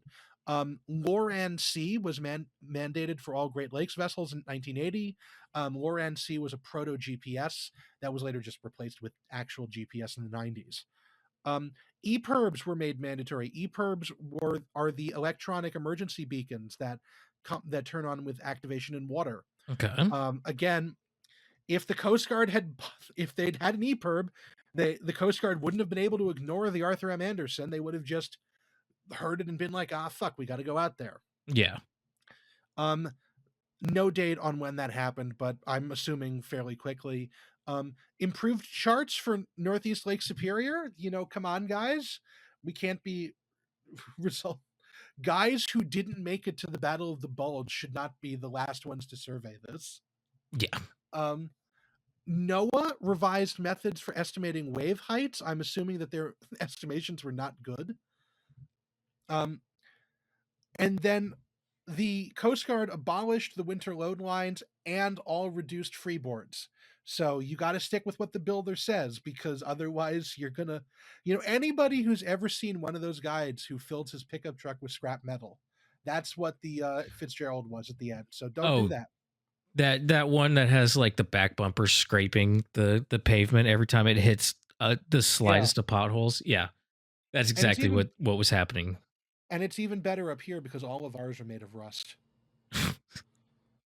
You guys have bourgeois scrap men. They have intact wheel arches. Yes. Sometimes. Depends. And then the Coast Guard now inspects all freighters before November. They do like a hatch and vent inspection, as well as like a general ship inspection in the early fall, specifically because these guys will go out there anyway, so you might as well make sure they're doing something. They're not being stupid. Yeah. And then finally, this one's not a recommendation, but it just sort of happened. It scared the absolute dog shit out of a bunch of guys, and so a lot more people acted like Captain Paquette instead of Captain McSorley afterwards. Although, as people have noted, a lot of guys feel like they need to be performatively macho and still sail out into the abyss. But, we haven't had a major cargo ship sinking in any of the lakes since. Good. So so that's overall a good thing. If we go on to the next slide, look at this. This blows my mind that they went down there and got this bell. Yeah, they salvaged the bell. More to the point, they actually put a replacement on the ship. Yes. So yeah, it rings. They're actually, so we're recording this on October 26th. We're going to put it up on November 10th. On that day, if you listen to it before 7:00 in the evening, I don't remember which museum this is at. I think it's in either Duluth or in Michigan somewhere. They are going to ring this bell 29 times for the men on the Edmund Fitzgerald. That is the 50th anniversary celebration. And they're going to have a lot of other stuff too. But it's It's a whole thing. This is the Great Lakes' Titanic, which, by the way, they did salvage the whistles off the Titanic, apparently. Oh my God. Apparently someone has put air through them since. They sound very loud. I can imagine. Also, if you notice over here, this guy in this yellow thing, that's a newt suit. This was like one of the Yes. the These are so cool. This was like one of the prototype dives for it, like the newt suit. Actually, a lot of fascinating shit happened with like diving to the Fitzgerald. Like a lot of deep water dive things were done. In 1980, when he went through the Great Lakes, Jacques Cousteau had parked the Calypso overhead and like did a couple of, I think, like ROV dives to the ship. Oh. Because of fucking course, we're going to just bring Jacques Cousteau into this, which is wild. But like a lot of the Great Lakes are phenomenal for diving, because there's just so many shipwrecks. Like that graveyard of the Great Lakes sign that we showed at the beginning of this. That's actually just that's actually like a preserve, like a national park sort of thing. Like it's there. You can just go get permits to dive there. Yeah. So yeah, that's sort of the shipwreck itself. But we have to talk about, the Edmund Fitzgerald, it sort of sank, and then it, everybody who's in that industry should care, and all the weirdos like me who live in the area and are boat foamers care about this. Why does anybody else care? Well, let's go to the next slide. Because Gordon Lightfoot. Well, actually, it's not just Gordon Lightfoot. Specifically, Gordon Lightfoot read in Newsweek the week after the ship sank that and about it, and they misspelled the ship's name as Edmund with an O. Oops. And he was like, they can't already be forgetting their names. And so he went and he wrote the song "The Wreck of the Edmund Fitzgerald," which came out in summer of 1976 on his album "Summertime Dream," which is a great album. I have it on cassette tape and on my phone, and you should totally go listen to it. The Wreck of the Edmund Fitzgerald went to the top of the charts in the US and Canada. Apparently it charted in Australia, which I didn't know. There's a lot of articles about the Edmund Fitzgerald right about now, because there's a guy, John Bacon, who is releasing a book for the 50th anniversary of the Edmund Fitzgerald, and his PR team must be spending, or his publishing house, I should say, must be spending millions of dollars on the PR campaign, because it's fucking everywhere. It's fucking everywhere. It's in Rolling Stone. It's on Good Morning America. Like, just this PR campaign for this book. Like, I'm gonna probably fucking read it, but yeah, me too. It's like I don't find a way to get it. I don't need a PR campaign about this. I am the target audience. Just tell me it exists. Send me an email. I mean, shit. We've had this whole thing on social media about how it's not fall season anymore. It's Wreck of the Edmund Fitzgerald season. Okay, did you look at the next slide? No. Okay, I'm gonna go to the next slide then. Well, I guess I'm gonna give away too much of my. You absolutely did. Here, hold on. I'm gonna hit play on the YouTube video first. Brat summer is over. It's time for Wreck of the Edmund Fitzgerald fall. You referenced the exact meme. Oh shit! Yeah. Messy and perishing in the cold November waters of Lake Superior with smudged eyeliner. I really hope this doesn't get a copyright strike. My girlies and let the water fill my lungs as I'm dragged down with the iron. But it should. There's enough talking. Jesus Christ. I love this guy is apparently like a writer for Colbert. 29 empty coffins, wreck coded. We all have to talk like this from now on. Which, oh my god. Also, I would like to point out that I absolutely. Oh fuck! Stop playing the music. This is copyrighted. Okay, this went huge on Instagram where I saw it, and I'm assuming on TikTok. I had to go to YouTube so it would embed properly, and now it's fucking covering. No, go back. It's covering the other thing that I wanted to show here, but his YouTube video had like 500 views on it. So this did very well on certain parts of the internet. And yeah, to sort of say recently, over the last few years, the Edmund Fitzgerald has, in the nonsensical way of the internet, become a touch of a meme. A little bit. I especially heard about it last year when this video in particular started making the run of Instagram and became like a trending sound and everything.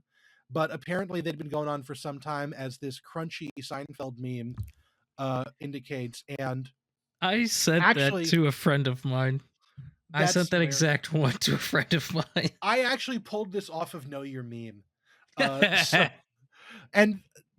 Interestingly, Know Your Meme only knows about the Gales of November Came Early meme. And so I had to do some digging to find the Edmund Fitzgerald Fall one. But I love this thing from Know Your Meme. If you're the kind of person who gets your news from memes, you may have heard the Gales of November came early this year. That might not mean a whole lot to you unless you're a fan of 1970s freighter ships or Gordon Lightfoot. For everyone who doesn't fall under one of these categories, here's what you need to know about that meme. Now, this is what you might know if you live in some place like California or Texas or Florida or anywhere that's not near the Great Lakes. If you live near the Great Lakes, you know all about the Edmund Fitzgerald because A, it's a cultural touchstone, and B, because it is an excellent way to get fucked up. Great Lakes Brewing Company, which is a local institution in Ohio and who makes beer that I cannot stand, has as one of their like year-round beers the Edmund Fitzgerald Porter. I cannot stand it. I hate everything that Great Lakes makes. It just tastes bad. But I am apparently in the very sub-minority of people who think that. I'm so on porters. I might have to see if I could find this somewhere nearby. If not, if you really come up to it, I can figure out how to mail it to you. But 6% ABV. That's a decent porter. I cannot stress how much I hate the Great Lakes Brewing Company. I don't know why it tastes bad to me. Every single beer I try of theirs tastes like crap. Pairs with oysters, dark chocolate, and short ribs. No, those. None of these things are like the other. Well, I know, but none of those have slightly similar flavor profiles. Because I mean, I do not eat dark chocolate or short ribs and feel like I'm swallowing massive loogies. Why would you say that? Because that's what eating oysters is like. Okay, so we're gonna go back. Professionals editing on the fly. Okay, I thought the YouTube video would just be a vertical video, not this fucking thing with the bars on the side. And so, anyways, as well as that, there's a beer company in Michigan that I've never heard of that makes the Gales of November Blackberry Sour. And I thought there were more Edmund Fitzgerald beers out there. There might be some that are just like alluding to it instead of directly themed after it. And then this is one that Google's AI helpfully fed up to me, and I did verify it. It is true. The Quenched and Tempered Brewing Company in Toledo is unveiling on November 7th, which is after this video will be edited together. So there might be an addendum at some point, but it's after the video will be edited together of they're releasing the Toledo Express Copper Ale, which is directly Edmund Fitzgerald themed, at their place in Toledo. I might get some, I might not. I don't like ales. I really don't. I don't like bitter beers at all. Like this Blackberry Sour sounds fantastic. I've never heard of Ernest Brew Works before in my life. So 7.5% ABV. Damn. Holy shit. But yeah, that's sort of why like it's now modern. It's now known in modern times because a lot of this stuff is like, I think the Edmund Fitzgerald Porter has been around for 15 or 20 years. and just a lot of stuff like it's a cultural touchstone up here in the Great Lakes area, and it sort of filters out other ways. I'm shocked that the Fitzgerald has never had a movie made about it. Yeah. Like, actually, when I told my mom about this earlier today, she thought that I was talking about The Perfect Storm, Oh, which is, in fairness to her, about a boat sinking in a storm, but that is about the fishing vessel Andrea Gale, which is like much Maine's smaller. Edmund Fitzgerald, and not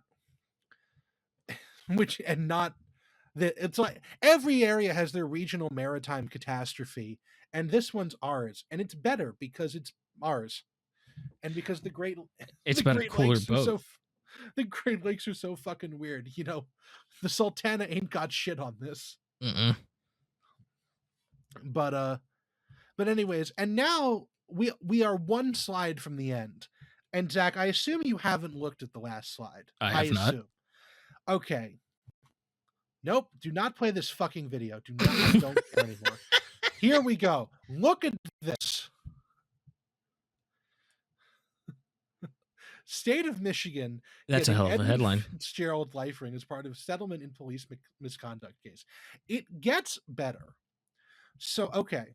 The very short version of this is that some guy named Larry Orr was investigated for sexual abuse.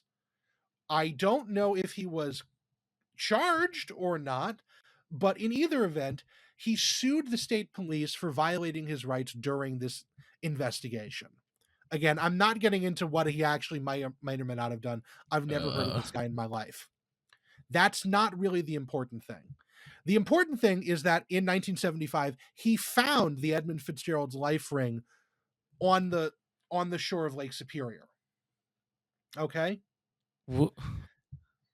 I guess he lived up in the Upper Peninsula or something at the time. Now he's in Detroit. He had planned to auction off the life ring for the 50th anniversary, which probably would have gotten like $300,000. However, yeah, probably. However, because he lost this lawsuit against the state of Michigan, he owes money. He owes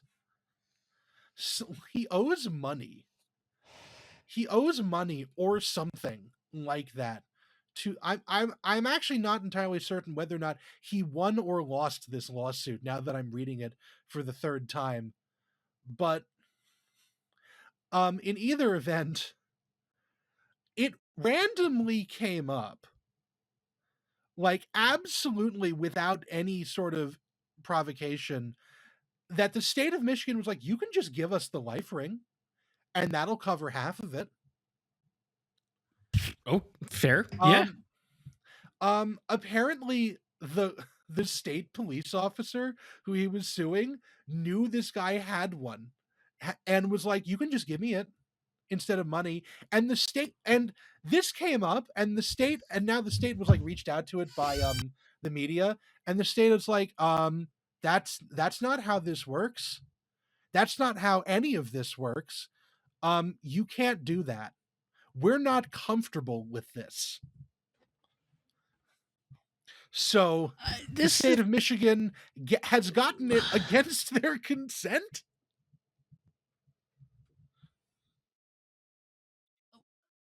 I'm not comprehending something here. I read it. I don't, as far as I can tell, I believe he is suing the police officer, and the settlement is of such a size that, like, I guess he lost whatever the lawsuit is, and so this is like attorney's fees and stuff. What the fuck? I don't know. I read this twice. It seems like he lost, and this is like his settlement to like end the lawsuit or whatever. Huh. That's a weird place for that to end up. I guess it's good that it's in public hands now, and it could be. Well, no, but he's had it on display in the Michigan Shipwreck Museum for like 40 years. Oh, so it was already out. Yeah, it's not like it was in his private collection. It's been like with thanks to Larry Orr for the last like 30s. Hold on. I'm reading. Is this the same story? Okay. Okay. Hold on. Oh, hang on. So the cop was trying to get it for himself, it seems. And now the state has it. What the fuck? The cop wanted it. Are we at mediation for a wrongful prosecution or an estate sale? This is... I'm sure we can learn more about this never. Because you know how much local news loves not following up on things. I'm so confused. Good. That's how we end this. What if...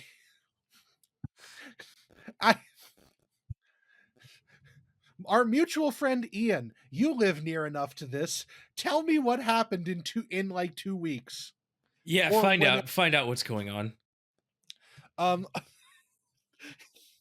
It takes him like 3 weeks to listen to these, apparently. He listens to them in spurts because they're so fucking long. But well, yeah, I don't blame him. But to be fair, that's how I go through most There's Your Problem episodes too. oh my god, we didn't do the news, we didn't do anything. It's been 3 hours, 36 minutes. I know. I was like, no news. It'll be fine. It'll be a short episode. I'll be fine.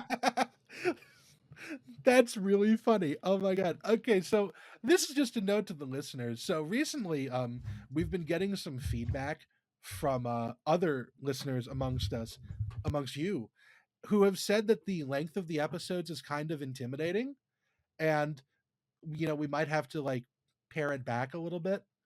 It would be, and so Zach reached out. Zach asked me, do we want to not do the news anymore?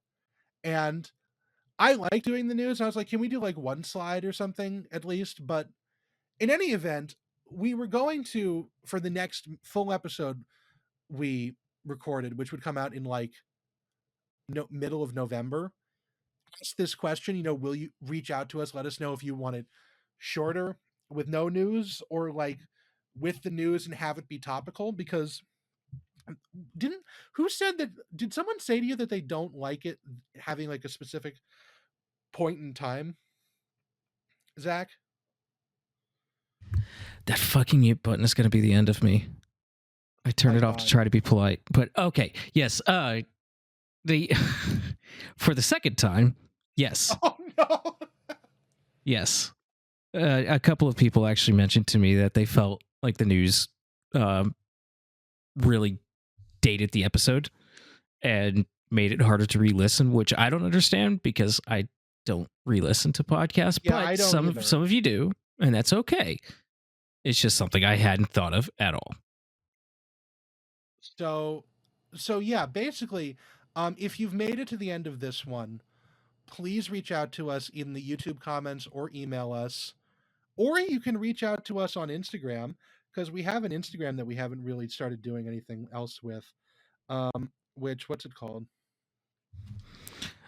I was what you didn't think it's at You Didn't Die Podcast on Instagram. Right. You Didn't Die Podcast. If you want to, we haven't done anything with it yet. That's a thing we're eventually going to do, but we would absolutely love your feedback for for the news specifically, like whether we should get rid of it entirely, whether we should shorten it, whether we should whether we should keep it the way it is. I was going to say, if you think it'll be shorter without the news, let us know, but we're at 3 hours and 30 minutes with no news in a bonus episode. So that's not happening. But we're interested for your feedback. Additionally, this episode is going to go out on November 10th, which will probably be between episodes 10 and 11. And then for episode 12, which we don't have a plan on what it should be yet, we will go down to one news slide, ask this question again at the beginning of the episode, and then do that for 13 and probably 14, and then wait a little while for these episodes to air. And then once we collate everyone's responses, that'll probably get us into the new year. And then we'll Yeah, figure out what to do from there. we'll figure it out eventually. Basically, give us your feedback. We operate on like a 2 to 3 week delay, if not longer. And eventually we will be able to get enough to process it.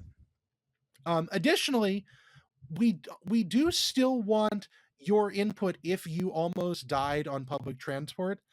We did recently get an email from a listener who's offering up some stories from a trolley museum that she volunteers at. We are hi, if that's you, we haven't forgotten. We had to get through this one first, and then we'll reach out to you to see when you have time. But yeah, we're going to get that. We do appreciate your feedback.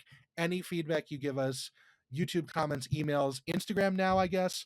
Go nuts. We're listening. We are listening. We're especially listening, in terms of like audio quality. That's why we paid for a Zencaster subscription, so that hopefully the audio quality, or at the very least our volumes, are much closer to being equal. Yeah. And and fun fact for everyone else, depending on whether we want to upload this one first and then do 9 and 10, this might be the first Zencaster episode, so hopefully we aren't tack welding this together. Like some first of their kind things. But tack welding it together like when my microphone just randomly drops out and shuts down the whole recording session. Oh, I haven't gotten to that point yet. I'm so not excited. I'm sorry. I haven't started editing any of them together yet. So we will get there. Is there anything else that we have? Is there any sort of notes, housekeeping, anything to mention? Not that I know of, but my brain is so fried. My schedule is so screwed up. How bad is it? Hold on, I'll stop this and then let you share all your work deets. Right. I'm gonna hit stop so that Zach can the tea of some form. Right. So on 3, have a nice night, everyone. Bye. Thank you for listening. I'm sure that it's like November 17th by the time you finish it. Probably. Bye. Bye.